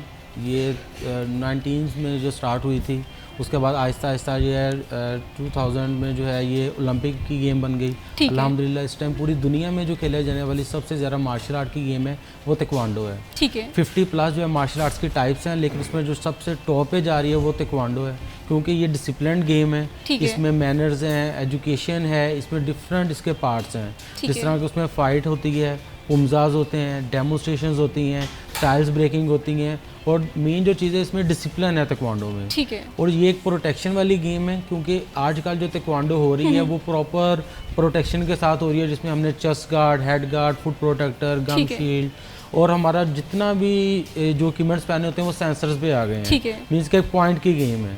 इसका जो बेसिक पर्पस है वो बच्चों को जो है मोबाइल से और ये टैब उन चीज़ों से निकाल के इनको फिजिकल एक्टिविटी की तरफ लेके आना है, ये इनका बेसिक पर्पस है ताइक्वांडो का। बिल्कुल इसी तरह से अगर आज के दौर के हवाले से बात करें तो बच्चे सोशल मीडिया पे रहते हैं, जिसकी वजह से उतना फिटनेस नहीं रहती। हसन, मैं आपसे ये जानना चाहती हूँ, आपने कब सोचा था कि आपको ताइक्वांडो सीखना है? असल में हमारा जो मुआशरा इस तरह का हो गया है ना, इसमें केसेस हमने सुने हैं कि बच्चा अल्लाह ना करे किडनैप हो जाते हैं, तो हमें सेल्फ डिफेंस आना चाहिए। ये एक ज़रूरी चीज़ बन गई है आजकल के मुआशरे के लिए। तो स्टेप स्कूल ने मुझे प्लेटफॉर्म प्रोवाइड किया एंड सर गुफरान के साथ हमने मिलकर कोऑर्डिनेशन के साथ ताइक्वांडो सीखा, kicking, punching, everything, and that was just amazing. अभी भी मैं सीख रहा हूँ और इंशाल्लाह फ्यूचर में सीखता रहूँगा। बिल्कुल इसी तरह से सेल्फ डिफेंस आज के दौर में बहुत ज़्यादा ज़रूरी हो गया है। गुफरान, मैं आपसे ये जानना चाहती हूँ, अगर ताइक्वांडो के हवाले से बात करें, बहुत सारे लोग हैं जो कि ताइक्वांडो सीखना चाहते हैं, लेकिन एक होता है कि शायद ये एक हेल्दी गेम तो है लेकिन इसमें चोट लगने का डर होता है या एक खदशा होता है, लेकिन सीखना बहुत ज़्यादा ज़रूरी है और मार्शल आर्ट की रूह भी कहा जाता है ताइक्वांडो को। तो इस हवाले से थोड़ा सा बताइए। जिस तरह हर गेम में जो है कहीं ना कहीं इंजरी के चांसेस तो होते हैं, मतलब अगर हम वैसे भी कहीं जा रहे हैं तो इंजरी के चांसेस तो है ना 50% है। प्रोबेबिलिटी है कि हम जा रहे हैं कहीं हमारा एक्सीडेंट हो जाता है, खुदा ना खास्ता कोई भी इशू हो सकता है। तो ये ज़रूरी नहीं है कि जिस तरह ताइक्वांडो में इंजरी है ये हर जगह पे हो सकती है, लेकिन इस टाइम पे एक प्रोटेक्शन वाली गेम है। जिस तरह मैंने ऑलरेडी आपको बता चुका हूँ कि इसमें सारा सेंसर्स भी आ गए हैं, इवन कि एक हमारी वर्चुअल ताइक्वांडो भी आ गई है कि उसमें हमने जो है गॉगल्स वगैरह लगे होते हैं, हमने वर्चुअल ताइक्वांडो, मतलब फिजिकली फाइट नहीं हो रही होती है, हम उसे डिस्टेंस पे रह के फाइट कर रहे होते हैं। ठीक है, जैसे मैंने भी बताया कि बहुत सारे लोग डिफेंस में ताइक्वांडो सीखना चाहते हैं, तो ये कोई अलग वेरिएशन है ताइक्वांडो की? बिल्कुल नहीं, ये आगे उन्होंने उसको वेरिएशंस बना दी है कि जी ये फिजिकल फाइट है। कुछ बच्चे जो है फिजिकल फाइट नहीं करना चाहते, वो वर्चुअल फाइट में आ जाते हैं। उसके साथ पुमजा की कैटेगरीज हैं, टाइल्स ब्रेकिंग्स हैं, डेमोस्ट्रेशंस हैं, सो डिफरेंट एरियाज़ हैं ताइक्वांडो के। उसमें जो मेन पार्ट है हमारा वो सेल्फ डिफेंस आ जाता है ताइक्वांडो में, कि सबसे ज़्यादा जो बेस्ट सेल्फ डिफेंस है वो ताइक्वांडो में सिखाया जाता है कि हमने अपने आप को प्रोटेक्ट किस तरह करना है। इवन के काफ़ी केसेस आते हैं कि हमारा बच्चा लड़ाई करता है, झगड़ता है, किसी के साथ आता है, मसले मसाइल आते हैं, लेकिन जब वो बच्चा ताइक्वांडो करता है तो इतना काम हो जाता है, इवन कि अपने घर में अपने बहन भाइयों को किसी को भी वो हिट नहीं करता। बिल्कुल इसी तरह से है। वाक़ई हम लोगों को ना अपने अंदर की स्किल्स को पहचानना चाहिए। और आज के दौर के हवाले से बात करें जहाँ पर हमारी ज़िंदगी इतनी ज़्यादा मसरूफ़ हो गई है। हसन, मैं आपसे ये जानना चाहती हूँ, जैसे कि मैं देखती हूँ अमूमन बच्चों को वो सारा दिन फ़ोन पे लगे रहते हैं, सोशल मीडिया यूज़ करते हैं, तो आपने ये अलग मश्क क्यों चूज़ की कि आपको कैसे लगा कि ताइक्वांडो इज़ योर? एक तो सेल्फ़ डिफेंस था, लेकिन साथ ही साथ एक मोटिवेशन होती है। जैसे मैंने कहा कि बहुत सारे लोगों को डर होता है, ख़ास करके बच्चों को, कि मैं इस गेम में जाऊँगा तो शायद चोट लगने के खदशात हो जाते हैं, शायद मैं उस तरह से परफॉर्म ना कर पाऊँ। तो आपको किस चीज़ ने मोटिवेट किया? मैम देखें, जहाँ तक ताल्लुक है ना चोट लगने के, जब एक बंदा आदी हो जाता है ना चीज़ का, फिर उसको वो चीज़ फील नहीं होती। अब जैसे मैं टाइल ब्रेकिंग सीखता हूँ, तो जितनी मैं ज़्यादा टाइल्स ब्रेक करता हूँ, उनका प्रैक्टिस में जितनी ज़्यादा रहेगी उतना ज़्यादा मुझे फील नहीं होगा। और जिस तरह हमारी प्रिंसिपल मैम महक हैं, उन्होंने हमें इतना मोटिवेट किया है ना, और किसी ने नहीं किया। अब हम देखते हैं अपने अंदर हमारे इतने जौहर छुपे होते हैं हमारे बॉडीज़ के अंदर, ठीक है, जो हमें नहीं पता लगते। लेकिन वही बात आ जाती है, स्कूल जो है वो हमें मोटिवेट करता है, हमें ग्रूम करता है कि आप इस चीज़ में जाओ, आप ट्राई करो, एवरीथिंग ट्राई करनी चाहिए, ठीक है। तो उस तरह पर हमें पता लगा हम ताइक्वांडो में जा सकते हैं। और हमारे स्कूल में इसी वजह से 600+ एडमिशन हो गए इन 2 years, ठीक है, क्योंकि आप बच्चों को ग्रूम कर रहे हैं। पेरेंट्स का कोऑर्डिनेशन है, पेरेंट्स खुश होते हैं कि हमारा बच्चा जा रहा है, ताइक्वांडो कर रहा है, पेरेंट्स खुशी होती है इस चीज़ की। तो यही है कि मोटिवेशन है स्कूल वाले देते हैं हमें, हम ट्राई करते हैं न्यू चीज़ें, हमें पता लगता है कि हम इस चीज़ में एक्सेल कर सकते हैं। ठीक है, बिल्कुल आपने बहुत ही खूबसूरत बात की। गुफरान साहब, आपसे मैं ये जानना चाहती हूँ, ताइक्वांडो के हवाले से बात करें तो भाई सेहत पे क्या पॉजिटिव असरात होते हैं? सबसे जो मेन चीज़ है, हर बंदा एक्टिव होता है इसमें, ठीक है। काफ़ी मेरे पास कोई बड़ी एज के जो लोग आते हैं, इवन के 50+ के लोग भी ताइक्वांडो कर रहे हैं, ठीक है। अगर किसी के माइंड में ये है ना कि जी ये छोटे बच्चों के लिए ताइक्वांडो है या 20 ईयर्स तक है, ये बात गलत है। इवन के लास्ट ईयर जो है मलेशिया हमारा इवेंट हुआ, उसमें एक में हमारे साथ हाफिज नासिर साहब गए थे, जो मेरे स्टूडेंट भी हैं, मतलब 50 ईयर्स के भी वो मेरे स्टूडेंट हैं।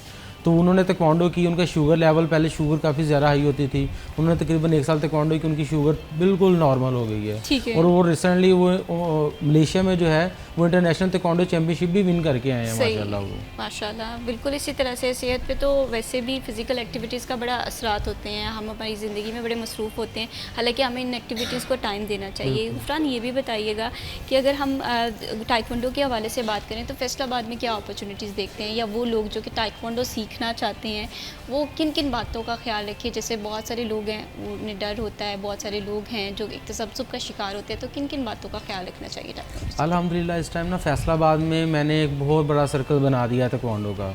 अल्हम्दुलिल्लाह हर जो जितने भी आपके कम्प्लेक्स हैं सब में ताइक्वांडो हो रही है, डिफरेंट प्राइवेट जिम्स में ताइक्वांडो हो रही है, और 50% से ज़्यादा जो स्कूल्स हैं हमारे उनमें ताइक्वांडो हो रही है। अभी लास्ट वीक मैंने एक बच्चों का बहुत बड़ा मेगा इवेंट जो है 6th MG inter school taekwondo championship जो है वो करवाई है, उसमें 17 जो है स्कूल्स ने पार्टिसिपेट किया है, और 1500+ जो बच्चा है उस इवेंट में पार्टिसिपेट हुआ है। उस पर अल्हम्दुलिल्लाह स्टेप स्कूल है, उसने फर्स्ट पोजीशन हासिल की है। उसके बाद सेकंड पे होराइजन इंटरनेशनल है, इस तरह थर्ड के ऊपर जो है नर्सरी प्री स्कूल है, फोर्थ के ऊपर इस तरह डिफरेंट स्कूल जो उनकी पोजीशंस भी आई हैं, और माशाल्लाह बड़ी ही अच्छी और बड़े अच्छे बच्चे ग्रूम होकर निकले हैं। अब जब हमने इवेंट किया और उसमें कुछ बच्चे बहुत एक्स्ट्रा ऑर्डिनरी थे, अब उन बच्चों को हम इंशाल्लाह जो स्पॉन्सर उनके लिए तलाश कर रहे हैं, उन बच्चों को हम इंटरनेशनल लेवल पे भी लेके जा रहे हैं। सही, बिल्कुल इसी तरह से हमारे यंग टैलेंट को यूटिलाइज़ करना बहुत ज़्यादा ज़रूरी होता है। हसन, आपसे मैं ये जानना चाहती हूँ, जहाँ तक मुझे ताइक्वांडो के हवाले से थोड़ी बहुत नॉलेज है, मुझे लगता है कि इसमें ताकत, इसमें डिसिप्लिन, इसमें जो बर्दाश्त है, इन तीनों को हम यूटिलाइज़ करते हैं, ठीक है। और इतनी छोटी उम्र में आपने इन सारी चीज़ों को किस तरह से टैकल किया, किस तरह से आपने सब चीज़ों को कवर अप किया? सबसे पहली बात, practice makes a man perfect. जितनी प्रैक्टिस करेंगे, जितनी आपके अंदर शौक़ होता है ना जिस चीज़ का, वो आप कर लेते हैं। अब हमारे सर जो हैं उन्होंने हमें प्रैक्टिस कराते रहे, मैं साथ 2 years हो गए मेरा ख्याल है, हम 2 years से प्रैक्टिस कर जा रहे हैं। एंड इनफैक्ट जो हमारे प्री स्कूल के बच्चे हैं वो ताइक्वांडो करके आए, उन्होंने गोल्ड मेडल्स हासिल किए हैं, ठीक है। उसके अंदर बात यही है, देखें स्टार्टिंग में फ़ील होता है हर चीज़, जब आप न्यू ट्राई करते हैं तो आपको एक फ़ील होता नहीं यार मैं नहीं कर सकता, मेरे लिए मुश्किल है, लेकिन जब आप उसके यूज़ टू हो जाते हैं ना, तब आपको वो चीज़ मुश्किल नहीं लगती। जैसे अभी आपने बताया कि आप ब्रिक्स तोड़ते हैं, तो जब पहली दफ़ा ब्रिक्स तोड़ी कैसा महसूस हुआ था? कभी यकीन था कि मैं ये काम कर पाऊँगा? कभी सोचा भी नहीं था, लेकिन जब एक टेक्निक होती है, अब हम आराम से मारेंगे ना, सादा मारेंगे तो वो नहीं होगा, टेक्निक होती है, तो उसके मुताबिक अगर हम करते हैं ना तो वो एक अलग सी ना खुशी होती है कि आप कहते हैं कि मैंने एक अच्छा काम कर दिया है, मैंने लोगों को दिखाया कि मैं ये कर सकता हूँ। हमने पेरेंट्स के सामने परफॉर्म किया, बच्चों के सामने परफॉर्म किया, पब्लिक के सामने परफॉर्म किया। तो इन चीज़ों से ना और मोटिवेट होता है बंदा, फिर कहता है चलो और आगे जाएँ, फिर इंशाल्लाह इंटरनेशनल लेवल पे भी जाएंगे। इंशाल्लाह जब आप लोग कंसिस्टेंट होते हैं, हार्ड वर्किंग होते हैं, तो यकीनन पे ऑफ मिलता है। लेकिन कोई भी गेम है, वो टाइक्वांडो है, वो हमारी दूसरी स्पोर्ट्स के कोई भी हम सेक्टर देख लें, तो उसमें कंसिस्टेंसी बड़ी मैटर करती है। फर्दर भी टाइक्वांडो के हवाले से प्रोग्राम में गुफ्तगू करेंगे जी। वक्त हुआ ब्रेक का, स्टे विद अस।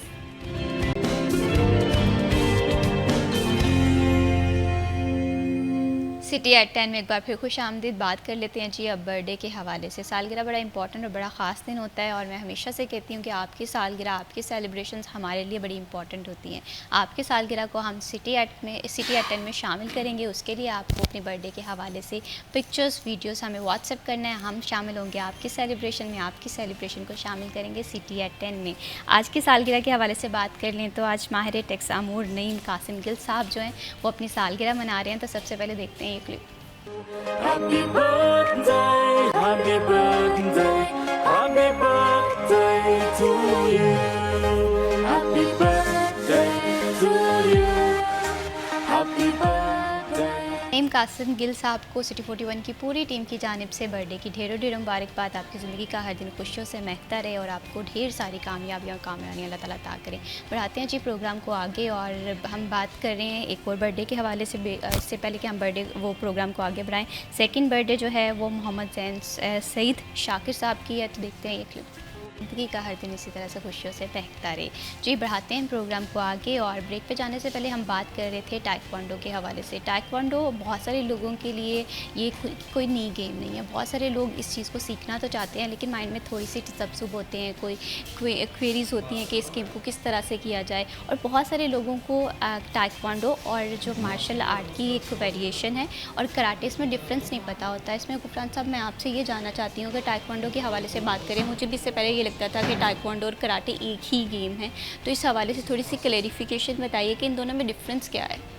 बिल्कुल जी, ताइक्वांडो और कराटे दोनों डिफरेंट गेम्स हैं। जो ताइक्वांडो है ये साउथ कोरिया की गेम है, और जो कराटे है ये जापानीज़ गेम है। ठीक है। और दोनों में रूल्स रेगुलेशंस बहुत डिफरेंट हैं, स्टाइल डिफरेंट है, पॉइंट्स का गैप है, उनका अपना स्टाइल है, इनका अपना स्टाइल है। लेकिन हम देसी ज़बान में फैसलाबादी या पंजाबी में हम ना हर किसी को कराटे, जूडो कराटे कह देते हैं। हालांकि जूडो एक अलग गेम है और कराटे एक अलग गेम है और ताइक्वांडो एक अलग गेम है। ठीक है। हम सबको मिक्स किया हुआ है, पूरी मार्शल आर्ट्स को हमने ना जूडो कराटे कह देते हैं। हालांकि जूडो अलग है, ताइक्वांडो अलग है, कराटे अलग है, तो ये एक अलग अलग चीज़ें हैं। तो अगर हम इसे देसी ज़बान में अगर कह भी देते हैं कराटे, तो मेरे ख्याल से कोई इतना फ़र्क नहीं पड़ता, क्योंकि बेसिक जो अगर हम ओरिजिनल कह सकते हैं, हम इसे कह सकते हैं मार्शल आर्ट्स। ठीक है। मार्शल आर्ट में कराटे भी आ रहे हैं, टाइक्वांडो भी आ रहे हैं। बिल्कुल सही। बिल्कुल इसी तरह से इंसान में खुद एतमादी पैदा करने के लिए, सेल्फ डिफेंस के लिए टाइक्वांडो सीखना आज के दौर में बहुत ज़्यादा ज़रूरी है। मुझे इस हवाले से ना मैं बड़ा शौक़ था कि मैं सीखूं, लेकिन मुझे नहीं पता था कि क्या है। सो इतनी प्रॉब्लम्स हैं या एक होता है कि खदशात होते हैं। तो मैं चाहती हूँ कि आप कुछ ना परफॉर्म करके दिखाइए, ताकि वो लोग जो कि इस गेम को सीखना चाहते हैं उनके लिए थोड़ी आसानी हो जाए। बिल्कुल। आज ना हम एक लर्निंग फेज की तरफ भी आते हैं, ताकि थोड़ा सा लोगों को लर्निंग भी मिले कि जी हमारा जो मॉर्निंग शो हो रहा है उसके अंदर कुछ लर्निंग भी लोगों को मिले। तो आज हम फर्स्ट थिंग जो है वो सिखाएंगे, वो है पंच किस तरह बनाना है। ठीक है। ठीक है। अगर कैमरामैन फोकस करेंगे तो मैं बता सकता हूँ कि पंच हमने किस तरह बनाना है। बहुत ईजी है, मुश्किल नहीं है। ठीक है। ठीक है। हम कोई लोग इस तरह पंच बना रहे होते हैं, ठीक है, कुछ इस तरह पंच बना रहे होते हैं, मतलब डिफरेंट स्टाइल में पंच बना रहे होते हैं, और ये सभी रॉन्ग है। इसका जो बेहतरीन हल है, हमने ये 4 फिंगर्स अपनी क्लोज करनी है इस तरह। ठीक है। ठीक है। और ये जो थंब है इसको इस जगह पे रख लेना है, इसके ऊपर। ठीक। ये हमारा एक प्रॉपर पंच बनेगा, और ये जब पंच हिट होगा तो ये प्रॉपर पावर के साथ हिट होगा। ठीक है। अगर हम इसको इस तरह कर लेंगे या ऐसे करेंगे, हमारे थंब इंजर्ड हो जाएगा। ठीक है। इसके अंदर रखेंगे फिर भी ये थंब इंजर्ड हो जाएगा। तो ये 4 फिंगर्स को ये कंट्रोल कर रहा है हमारा थंब। ठीक है। अगर ये हवा में रहेगा तो 4 फिंगर्स आप करके देखें, ऐसे करेंगे तो पावर से नहीं फील होगी। ठीक है। अगर यही थंब आप इसके ऊपर रखेंगे और इसको हिट करेंगे, या प्रॉपर आपका पंच हिट होगा। बिल्कुल सही हो गया। बिल्कुल। आप बल्कि खुद भी इसको ट्राई करके देखें। ये 4 फिंगर्स के साथ क्लोज करके पंच हिट करके देखें। ये अब इसको हिट करके देखें। ये ठीक है, प्रॉपर पंच लगेगा। अब से। इसको थंब ऊपर करके पंच करके देखें, वो डिफरेंट होगा। नहीं, वो फील नहीं, वो बेस नहीं बन रही है, बेस नहीं बन रही है। तो इसकी जो बेसिक है 4 फिंगर्स क्लोज हैं, इसके ऊपर ये थंब आएगा और ये हमारा पंच हिट हो और जाएगा। अमूमन ख़वातीन के हवाले से बात की जाती है कि ना ख़वातीन को अपना सेल्फ डिफेंस आना चाहिए, बच्चों को सेल्फ डिफेंस आना चाहिए, तो इसके साथ साथ और कौन सी टेक्निक्स जो है वो हम फॉलो कर सकते हैं? मैं चाहती हूँ कि आप इस चीज़ को यूटिलाइज़ करें और वो टेक्निक्स बताइए। अच्छा, ख़वातीन को जो है ना, जब तक वो ट्रेनिंग नहीं करेंगी ताइक्वांडो की या कोई भी मार्शल आर्ट्स की है, वो कुछ भी परफॉर्म नहीं कर सकती, क्योंकि जब भी किसी के ऊपर कोई अटैक होता है ना, वो अपने आप को डिफेंड करने के लिए उनका माइंड जो है बिल्कुल ब्लैंक हो जाता है, उन्हें समझ नहीं आता हमारे साथ हुआ क्या है। अगर वो कोई भी ट्रेनिंग करेंगे ताइक्वांडो की, फॉर एग्जांपल घर में पंचिंग कर रही हैं, कोई किक कर रही हैं, तो ऑटोमेटिकली अनइंटेंशनली जब भी कोई उनके ऊपर अटैक करेगा वो अपने आप को डिफेंड कर लेंगे। ठीक है, उसका सिंपल हल ये है, कुछ डिफरेंट टेक्निक्स हैं वो हम आपको नेक्स्ट बताएंगे कि किस तरह होती हैं, लेकिन अभी जो है हम प्रॉपर पंच जो है इसको हिट करना बता रहे हैं कि आपने प्रॉपर पंच हिट किस तरह करना है।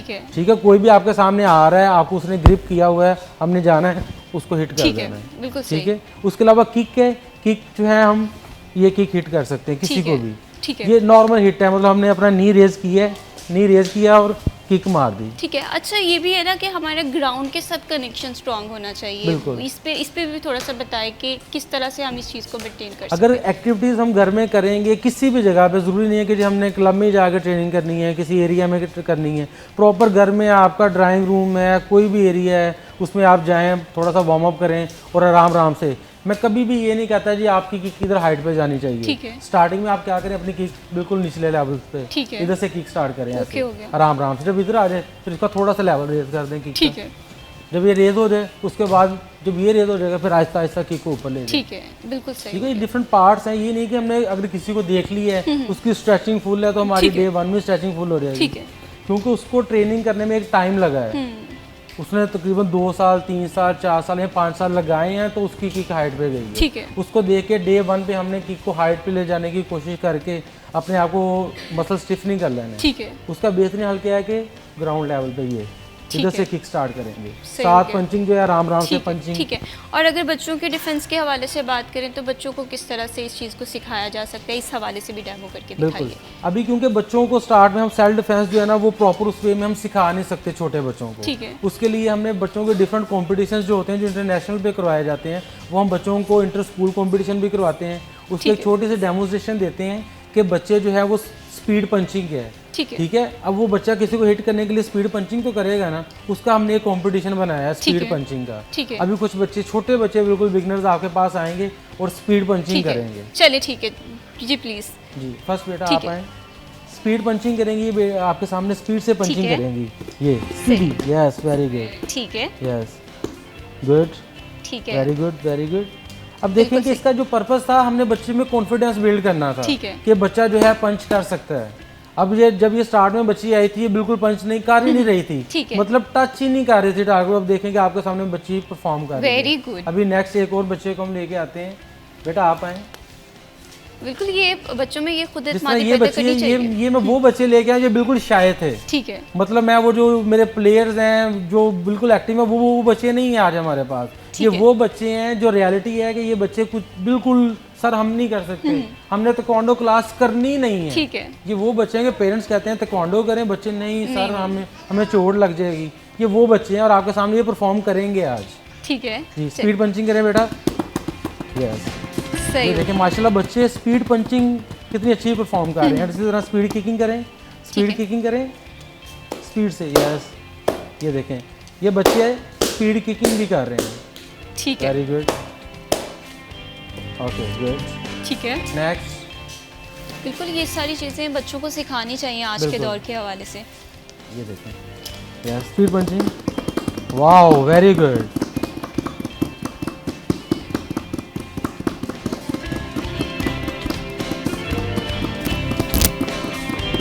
अब जिस तरह ये बच्चा है, अब इसकी जब इसको मैंने ताइक्वांडो को कहा, इसकी सबसे पहले मामा ने कहा नहीं हमारे बच्चे को नहीं ताइक्वांडो करवानी है सर, इसके चोट लग जाएगी। मैंने कहा ये मेरी जैसे आपको प्रोग्राम के स्टार्ट में कहा था कि बहुत सारी जो मदर्स हैं वो चाहती हैं कि उनके बच्चों को ताइक्वांडो आए, लेकिन वो एक डर से, एक टेंशन से, एक परेशानी से जी एक तजब्जुब का शिकार रहती हैं। फर्दर भी मैं टेक्निक्स जो हैं वो मैं चाहती हूँ कि सिखाएँ आप, ताकि हमारे जो बच्चे हैं वो इन सारी चीज़ों को फॉलो करें, तमाम चीज़ों को जो है वो मद्देनज़र रखें, ताकि सेल्फ डिफेंस के लिए चीज़ें जो है वो बहुत ज़्यादा ज़रूरी हो जाए। फर्दर भी जो ताइक्वांडो के हवाले से हम प्रोग्राम में गुफ्तगू करेंगे।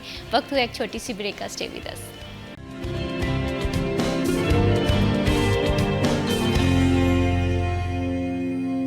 वेलकम बैक जी, आप देख रहे हैं सिटी एट 10 और हम बात कर रहे हैं टाइक्वांडो के हवाले से। सेल्फ़ डिफेंस बहुत ज़्यादा ज़रूरी है, ख़वातीन हों, बच्चे हों या मर्द हजरात हों। आजकल टाइक्वांडो जो है वो बहुत सारे लोग सीखना चाहते हैं, लेकिन इस गेम को सीखने के लिए कुछ डिसिप्लिन का भी ख्याल रखना पड़ता है, ताकत का भी मुजाहरा करना पड़ता है और आपका कॉन्फिडेंस बड़ा मैटर करता है। तो आज के प्रोग्राम में हम डिस्कस कर रहे थे इन सारी 3 चीज़ों को लेकर किस तरह से चला जाएगा। फर्दर भी टाइक्वांडो के हवाले से हम बात करेंगे, लेकिन यहाँ पर मैं इंट्रोड्यूस करवाना चाहती हूँ महक सुहेल को, जो कि प्रिंसिपल हैं स्टेप्स स्कूल की। और इनके साथ साथ ख़वातीन के हवाले से अगर वो लोग जो कि आर्ट्स सीखना चाहते हैं, मार्शल आर्ट्स या टाइक्वांडो, वो भी सिखाने में इनका बड़ा इंपॉर्टेंट रोल है। जी अस्सलाम वालेकुम, कैसी हैं महक? अल्हम्दुलिल्लाह। बहुत शुक्रिया महक प्रोग्राम में वक्त देने के लिए। महक, सबसे पहले ये बताइएगा कि अगर हम बच्चों के हवाले से बात करें, मैं बड़ा नोटिस कर रही थी कि बच्चे आपके साथ बड़े अटैच हैं और उन्हें जिस तरह से आप गाइड कर रही थी, तो कितना ज़्यादा ये चीज़ चैलेंजिंग रही है आपके लिए, और वो जो कि बच्चों को ये चीज़ सिखाना चाहते हैं उनके लिए आप क्या मैसेज देंगे? देखिए, चैलेंजिंग एक्चुअली बच्चों के एंड पे नहीं होता। Kids are always willing to participate. जो चैलेंजिंग होता है वो पेरेंट्स के एंड पे होता है। अब जैसे कि हमारे पास right now we have more than 600 students on board, लेकिन कॉन्टेस्ट के लिए there were only 150 to 200 participants. ठीक है। इवन दो हमने बहुत कोशिश की कि हम पेरेंट्स को इस चीज़ पे एग्री करें कि all the kids should participate, and winning is not only the thing. आपका बच्चा पार्टिसिपेट करता है, उसे एक्सपोजर मिल रहा है, that's actually a big thing. Parents को इस चीज़ को अंडरस्टैंड करना चाहिए और एटलीस्ट अपने बच्चों को आगे लेकर जाना चाहिए। अब I have my young daughter, she is only 3 and 5, इतनी ताइक्वांडो में नहीं है, लेकिन मैं इसको भी लेकर गई हूँ and I have made sure कि ये पार्टिसिपेट करे वहाँ। Even she couldn't punch well, लेकिन एक एक्सपोजर बहुत इंपॉर्टेंट है। और मार्शल आर्ट तो वैसे भी सेल्फ डिफेंस है और ये हर किसी को आना चाहिए। ठीक है, इट्स वेरी इंपॉर्टेंट। और बच्चों के हवाले से बात करें और ख़वातीन के लिए ये गेम कितनी महफूज है? गेम ऑब्वियसली महफूज है, once you are on toes, आपको ट्रिक्स आ जाएं तो ऐसा तो है ही नहीं कि गेम, बल्कि इसको ना सीखना आपके लिए सेफ्टी मेजर नहीं है। और and I am very glad कि गुफरान अली मेरे साथ हैं in school. He is the best taekwondo coach I would suggest in whole Pakistan. जैसे ब्रॉड जाते हैं माशाल्लाह, मेडल्स विन करके आते हैं, so I am really very proud to have him on my campus. बिल्कुल इसी तरह से गुफरान, मैं यहाँ पर आपसे ये जानना चाहती हूँ, डिसिप्लिन आज के दौर में ना बड़ा ज़रूरी हो गया, लेकिन हम देखते हैं कि हम डिसिप्लिन उस तरह से नहीं हो पाते हैं। ठीक है, इंटॉलरेंस है और बहुत सारी चीज़ें हैं, लेकिन टाइक्वांडो हम सीखना चाहते हैं। तो सबसे पहला अगर जो चीज़ मुझे लगता है कि हर्डल हो सकती है उन लोगों के लिए जो ये चीज़ सीख रहे हैं, वो है डिसिप्लिन और अपने जहन को, अपने कॉन्फिडेंस को एक साथ लेकर चलना। तो ये चीज़ें किस तरह से हम मैनेज कर सकते हैं? बेसिकली ताइक्वांडो में जो फर्स्ट थिंग है वो हम सिखाते हैं डिसिप्लिन है। अगर डिसिप्लिन नहीं है तो ताइक्वांडो नहीं सीख सकते। ठीक है, क्योंकि जब भी हम स्टार्ट करेंगे डिसिप्लिन गेम में, हमने एक प्रॉपर लाइनअप होना है, उधर से लाइनअप से स्टार्ट करना है, प्रॉपर वे में ट्रेनिंग करनी है। इवन कि अपने सीनियर की रिस्पेक्ट करेंगे तो हम ताइक्वांडो में कामयाब हैं। और हम सीनियर की रिस्पेक्ट नहीं कर रहे, ठीक है, उसको हम आगे उसको क्रॉसिंग कर रहे हैं, तो हम ताइक्वांडो में आगे नहीं जा सकते। सो फर्स्ट थिंग अपने डिसिप्लिन है ताइक्वांडो में, हम सिखाते ही डिसिप्लिन है। ठीक है। जब बच्चों को डिसिप्लिन आना शुरू हो जाए तो उसके बाद हम ताइक्वांडो सिखाते हैं, क्योंकि इसमें हर चीज़ का एक प्रॉपर वे, अगर हमें पंच हिट करना है तो एक प्रॉपर वे में डिसिप्लिन के साथ हिट करना है। हम अपनी मर्जी से ये नहीं कि फेस पे पंच हिट कर रहे हैं, नीचे पंच हिट कर रहे हैं, या किक क्या एक लेवल है, मिडिल लेवल पे किक हिट कर रहे हैं या फेस लेवल पे कर रहे हैं। ये नहीं कि हम किक नीचे मार रहे हैं, किसी को पुश करके गिरा रहे हैं, ये चीज़ें ताइक्वांडो में नहीं है। एक डिसिप्लिन गेम है, प्रॉपर वे में ताइक्वांडो की जाती है और एक बहुत ही अच्छी और वेल ऑर्गेनाइज्ड जो है वो एक गेम है ताइक्वांडो। बिल्कुल इसी तरह से। मैं यहाँ एक और बात ऐड करना चाहूँगी, आपने आजकल ऑटिस्टिक केसेस बहुत ज़्यादा हैं। Kids are more into gadgets, तो वो फिजिकल एक्टिविटीज़ हैं ही नहीं। तो वंस ये ताइक्वांडो का शौक बच्चों में पैदा हो जाता है तो एटलीस्ट वो गैजेट्स को छोड़ के, मोबाइल, कंप्यूटर, लैपटॉप को छोड़ के फिजिकल एक्टिविटीज़ में पार्टिसिपेट करते हैं। और मुझे लगता है दिस इज़ वेरी इंपॉर्टेंट।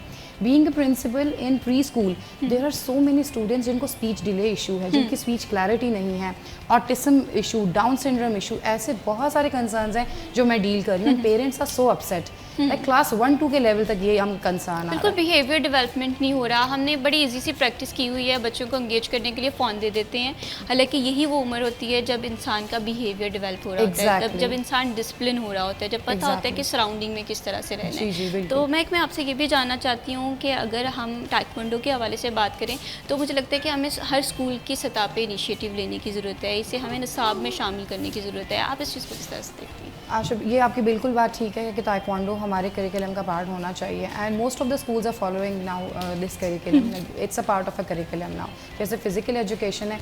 लेकिन अब इशू ये है कि ताइक्वांडो का इंस्ट्रक्टर आपको जो है ना वो चैलेंजिंग है। तो अब I am lucky to have sir Gufran with me, but there are so many schools who are not having good instructor, तो ये हर कोई नहीं करवा सकता। तो स्कूल्स को चाहिए जब वो हायर करते हैं ताइक्वांडो टीचर, तो ऐसा ना हो कि वो अनट्रेन्ड पर्सन हायर करें और उसके बाद जाके उनको वो आगे लॉस्ट फ्यूचर में देखना पड़े। It's very important to be very keen observer while hiring an instructor. बिल्कुल इसी तरह से टाइक्वांडो आज के दौर में सीखना बड़ा ज़रूरी हो गया है। मैं बार बार ये बात कहती हूँ कि हमें सेल्फ डिफेंस आना चाहिए, बच्चों को सेल्फ डिफेंस दिखाना चाहिए। और आज के दौर में अगर हम हमारी फिज़िकल एक्टिविटीज़ के हवाले से बात करें तो गुफरान बड़ी लिमिटेड सी हैं। वो कितने लोग हैं जो स्पोर्ट्स को देखते तो हैं लेकिन शामिल नहीं हो रहे होते। तो हेल्दी बॉडी है हेल्दी माइंड, तो इस हवाले से हमें काम करने की बहुत ज़्यादा ज़रूरत है ताकि हम जो हैं इन्वायरमेंट में प्रोडक्टिव भी फील कर सकें और प्रोसेसिव और प्रोग्रेसिव भी फील कर सकें। वक्त हुआ है जी एक ब्रेक का, स्टे विद अस।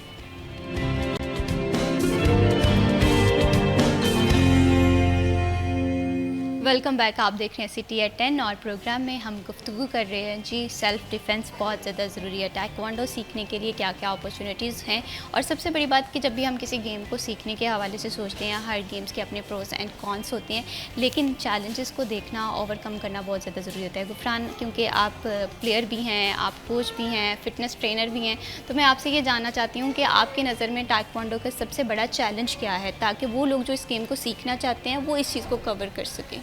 जो फर्स्ट थिंग है जो हमारे बैक एंड पे है वो होता है कि एक बच्चे को हमने ट्रेनिंग करवानी है। हम फ्री ऑफ कॉस्ट बच्चों को ट्रेनिंग करवाते हैं। ये एक चैलेंज, फर्स्ट जो चैलेंज है वो हमारा कंप्लीट हो जाता है इस लेवल तक। ठीक है। लेकिन जो मेन चैलेंज है वो ये होता है कि बच्चा हमने एक रेडी कर लिया, प्लेयर रेडी हो गया, अब उसने इंटरनेशनल या नेशनल लेवल पे परफॉर्म करना है। ठीक है। अब उसको फाइनेंशियली सपोर्ट नहीं मिलती उस बच्चे को, उस लेवल पे आके वो बच्चा फिर आहिस्ता आहिस्ता बैक जाना स्टार्ट हो जाता है। अगर उस बच्चे को कोई फाइनेंशियली सपोर्ट मिले, कोई स्पॉन्सरशिप मिले ताकि बच्चा जो है अपने आप को इंटरनेशनल लेवल पे प्रेजेंट कर सके, तो फिर वो अल्हम्दुलिल्लाह हमारे लिए इंटरनेशनल क्या ओलंपिक में भी मेडल्स आएंगे। बिल्कुल इसी तरह से टैलेंट की तो पाकिस्तान में कमी नहीं है, बस उसे यूटिलाइज़ करना बहुत ज़्यादा ज़रूरी है। मैं गुफरान आपसे चाहती हूँ कि मुझे एक दो प्रैक्टिस करके बताइए बच्चों के हवाले से कि किस तरह से, जैसे आपने पंचिंग के हवाले से भी कुछ प्रैक्टिस करवाई थी ताकि वो लोग जो कि इसे सीखना चाह रहे हैं उन्हें थोड़ी सी आसानी हो जाए। बिल्कुल, अगेन जो है हम एक दफ़ा फिर जो है पंचिंग की प्रैक्टिस करेंगे, बच्चे कुछ परफॉर्मेंस करके भी दिखाएंगे, उसके बाद जो है मैं कुछ चीज़ें गाइड करके भी बताऊँगा कि किस तरह होती है। जी, स्पीड पंचिंग करें। Yes, very good.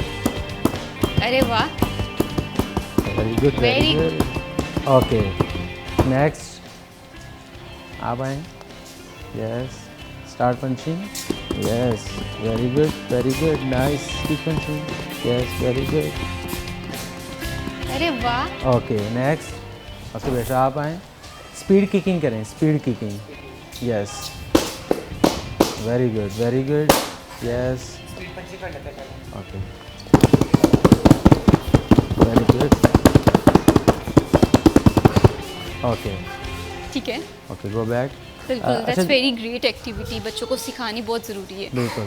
अच्छा, अभी हमने कुछ डिफरेंट अटैक्स हैं, उनको हमने ब्लॉक किस तरह करना है। फॉर एग्जांपल कोई हमारे ऊपर अटैक करता है, फॉर एग्जांपल ये हम खड़े हैं, कोई अटैक करता है सिंपल, कोई हमें पंच हिट करता है, तो सिंपल वे में हमने उससे बचना क्या है, सिर्फ हल्का सा पीछे होना है, उसका पंच गुजर जाएगा। ठीक है। यह एक सेकंड ऑप्शन होता है फुट वर्किंग जिसे हम कहते हैं। फुट वर्किंग में क्या है कि कोई पंच हमें मार रहा है, हमने सिर्फ साइड पे निकलना है, पंच उसका निकल जाएगा, उसके बाद हम अपना पंच भी उसे हिट कर सकते हैं और अपनी किक भी मार सकते हैं। ठीक है।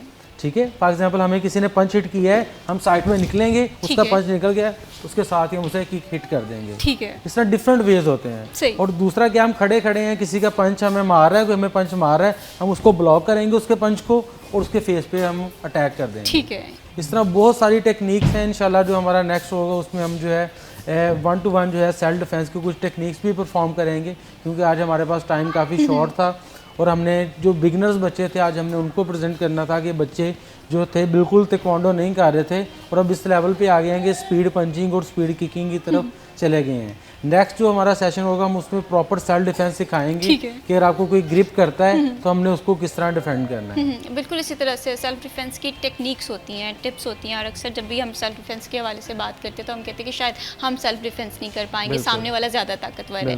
लेकिन आपसे बात करके मुझे पता चला कि इट्स ऑल अबाउट टेक्निक्स, बस उन्हें फॉलो करना बहुत ज़्यादा। इवन के देखें कि अब गर्ल्स है ना, अब उसके ऊपर किसी ने अटैक किया है, वो सिंपल क्या है कि अपने हैंड रेज करते करते उन्होंने इधर हिजाब किया होता है, ठीक है, हैंड रेज करते करते इधर से पिन निकाल के सिंपल उसे मार सकती हैं। एक देखेंगे कितनी शार्प चीज़ है कि ये हैंड रेज करते करते इधर गया, इधर से निकाल के तो उसकी आई में भी वो मार सकती हैं जो वो आपके ऊपर अटैक कर रहा है। ठीक है। इस तरह बहुत सारी टेक्निक्स हैं जो हम सिखाते हैं, गर्ल्स को स्पेशली सिखाते हैं क्योंकि अटैक करता है, बच्चों को सिखाते हैं, बॉयज़ को सिखाते हैं, सबको सिखाते हैं ताकि उनको सेल्फ डिफेंस करना आ जाए।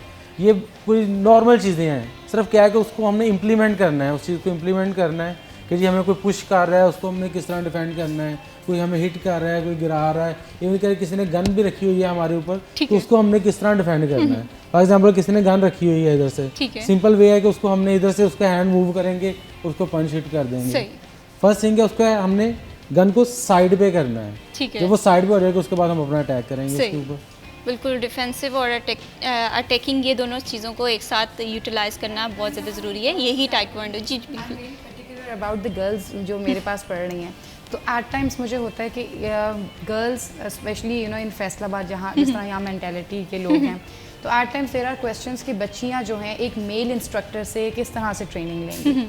I am the I witness, मैं सर गुफरान को ऑब्जर्व कर रही होती हूँ और वो इतने स्मार्टली गर्ल्स को प्रिपेयर करवाते हैं without touching their body parts.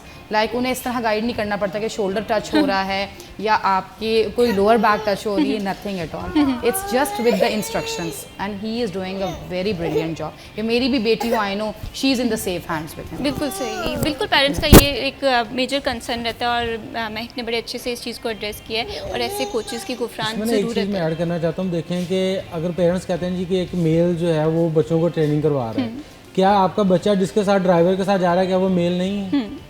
आपके घर का सिक्योरिटी गार्ड, आपका स्वीपर, हर बंदा मेल है जो आपके घर में काम कर रहा है, आपके बच्चों को लेके जा रहा है, लेके आ रहा है। इवन के जो आपका ट्विटर है वो भी मेल आते हैं, कादी साहब आपके मेल हैं। सो जो आपका फिटनेस ट्रेनर है क्यों वो मेल क्यों नहीं हो सकता? ये इशू क्यों आता है हमारे बच्चों के साथ? बिल्कुल इसी तरह से टाइक्वांडो सीखना बहुत ज़्यादा ज़रूरी है। मुझे ये भी बताइएगा गुफरान, अगर हम गेम्स के मुस्तकबिल के हवाले से बात करें तो टाइक्वांडो के मुस्तकबिल को आप किस तरह से देखते हैं? अल्हम्दुलिल्लाह इस टाइम भी हमारे बच्चे नेशनल लेवल पे, इंटरनेशनल लेवल पे ऑलरेडी पार्टिसिपेट कर रहे हैं, लेकिन इस टाइम बड़े अफसोस की बात है कि जो पाकिस्तान वापडा है जिसका मैं प्लेयर हूँ, उन्होंने वापडा की ताइक्वांडो की टीम ख़त्म कर दी है। ठीक है, उनके पास फाइनेंशियल इश्यूज़ हैं जिसकी वजह से वो गेम्स को ख़त्म कर रहे हैं। उन्होंने 5 गेम्स जो हैं अपने डिपार्टमेंट से ख़त्म कर दिए हैं। अगर यही सिस्टम रहा तो हमारे पाकिस्तान में एक टाइम आएगा कि हमारे मुल्क से गेम्स प्रॉपर ख़त्म हो जाएंगी, क्योंकि आर्मी के बाद सबसे बड़ा जो डिपार्टमेंट था वो वापडा था, लेकिन अब वापडा जो है वो भी अपनी अपनी जो टीम्स आहिस्ता आहिस्ता ख़त्म करना स्टार्ट हो गया है। तो मैं रिक्वेस्ट करता हूँ इस टाइम जो हमारी गवर्नमेंट है कि काइंडली जो क्रिकेट से हट के बाकी गेम्स को भी सपोर्ट किया जाए, ना कि सिर्फ क्रिकेट को किया जाए। जिस तरह के भी हमारी एक इंटरनेशनल इवेंट की 2 टीमें हमारी पाकिस्तान में खेल रही हैं, ठीक है, अब क्या है कि पूरा फैसलाबाद ब्लॉक किया हुआ है। बिल्कुल इसी तरह से इंटरनेशनल क्रिकेट तो होनी चाहिए, लेकिन साथ ही साथ ये बात है कि बाकी चीज़ों को भी इंगेज करने की ज़रूरत है। हमारे जितने भी प्लेयर हैं वटेवर सो वो हॉकी से ताल्लुक़ रखते हैं, वो क्रिकेट के साथ साथ दूसरी गेम्स हैं, कबड्डी है, बेशुमार ऐसी गेम्स हैं फैसलाबाद में जो कि लोग करना चाहते हैं, सीखना चाहते हैं, लेकिन उनके लिए अपॉर्चुनिटीज़ उस तरह से मौजूद नहीं है। ऐसे में वो अपनी तमाम तरजीहात को देखने के लिए, फुलफ़िल करने के लिए हुकूमती सतह पे देखते हैं। हुकूमत जो है इस चीज़ को समझ रही है, अगर समझ रही है तो उसे कब यूटिलाइज़ करेंगे, कब हम इस यंग टैलेंट को इंट्रोड्यूस करवाएंगे। नो डाउट बाकी गेम्स भी ज़रूरी हैं, लेकिन जो कोई फ़िज़िकल एक्टिविटीज़ हैं वो बहुत ज़्यादा ज़रूरी हैं। उफरान, किस तरह से आप देखते हैं, अगर हमें हुकूमती सतह पे देखें, क्या क्या चीज़ें, क्या क्या ताउन आपको दरकार है? सबसे पहले तो हमारे नेशनल लेवल पे जो है हमारे डिपार्टमेंट्स को चाहिए कि काइंडली अपनी अपनी जो है हर गेम की, ना सिर्फ ताइक्वांडो की, हर गेम की जो स्पोर्ट्स है उसको प्रमोट करें, अपने अपने डिपार्टमेंट में स्पोर्ट लेके आएँ। जिस तरह अभी मैं यूनिवर्सिटी ऑफ फैसलाबाद की कोचिंग कर रहा हूँ, इस तरह हर यूनिवर्सिटी को चाहिए कि अपनी यूनिवर्सिटीज़ की टीम्स बनाएं, हर स्पोर्ट्स की टीम बनाएं, ताइक्वांडो की टीम बनाएं। स्कूल्स को चाहिए, कॉलेजेस को चाहिए, यूनिवर्सिटीज़ को चाहिए, उसके साथ साथ डिपार्टमेंट को भी चाहिए, ताकि एक अच्छा स्ट्रेंथ हमारे पास आए कि हम उन बच्चों को फिर इंटरनेशनल लेवल पे लेके जाएंगे। और जब इंटरनेशनल पे जब पार्टिसिपेट करेंगे तब हमारे मेडल्स आएंगे।